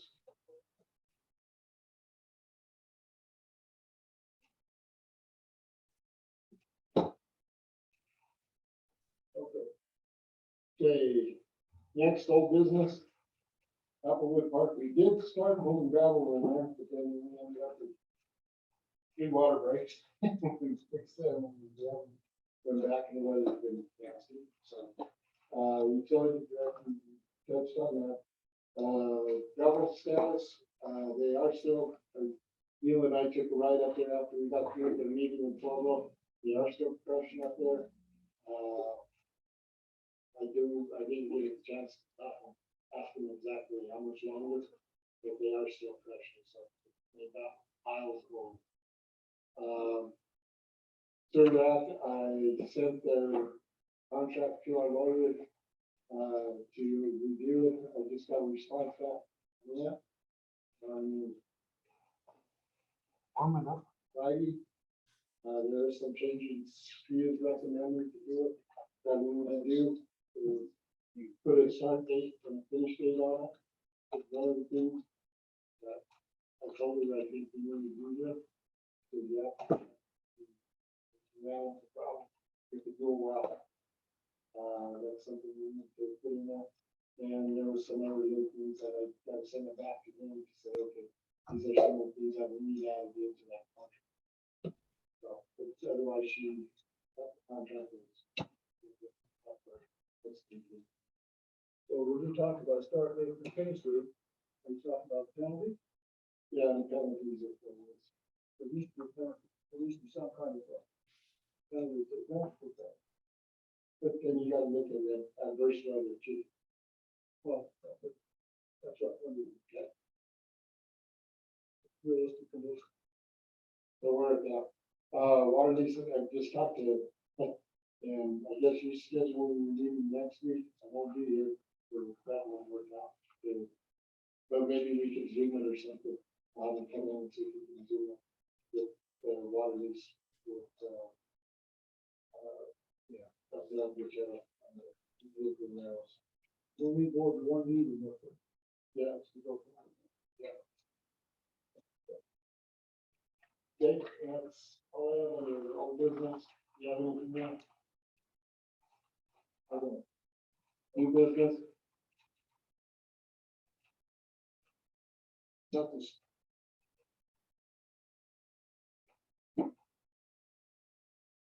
The, So our next meeting will be the 13th. When I get back, Ron and I are supposed to get together, we'll do the budget and try and get it sent out to you guys. And then we can really review it before we have to vote on it.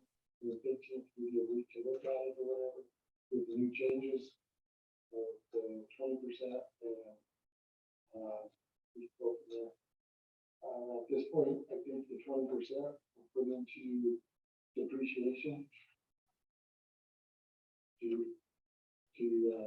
give us that more savings account and give us some, once we find something else that was different that we want that. I think we were putting up on everything else. Okay, so, CCAC, section 6, you have new construction, 3179 Lunar, you have a fence, 4631 County Street is a fence, and 5300 Black Pedal, they are requesting for shed. Harry, would you address those, please? Yes, I will. The one on Lunar it's already staked out and it's gonna be a chain link fence. She has a small dog, but she has family that has bigger dogs and she needs a bigger dog fence to keep the dogs in. It's all been staked out. The one on Cummings, is up off of Graneris, and that one is, gonna be a rod fence, to enclose that for dogs. And the fence and the shed in Black Kettle is over on the other side of the lake. And that one is 12 by 12, and it's gonna be made in Penrose. And the colors and everything are gonna match the house. And so I visited all those sites and talked to all the people, and everything's good to go.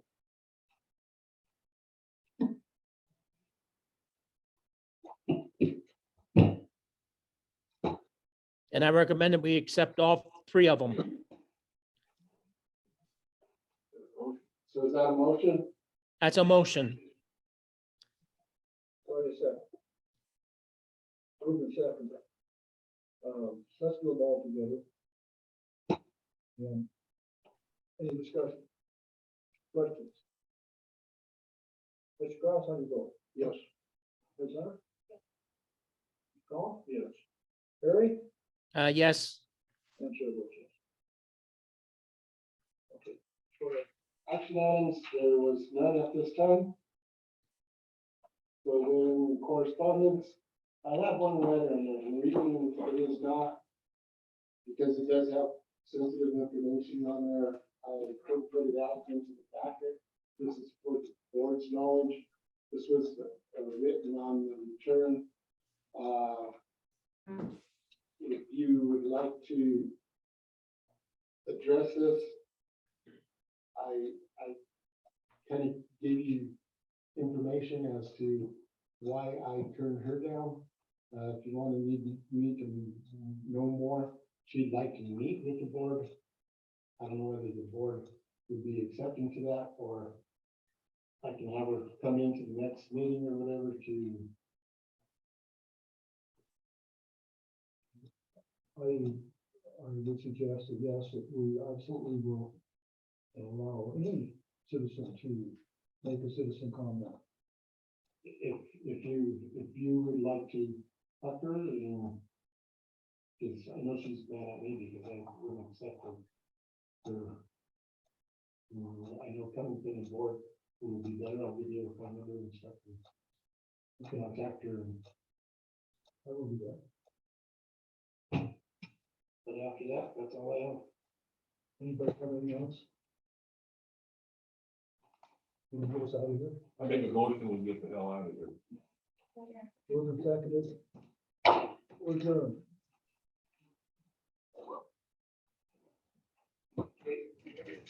Thank you. Thank you. Thanks for coming. Hang on, thanks for checking this out. You guys gonna make it. I appreciate it.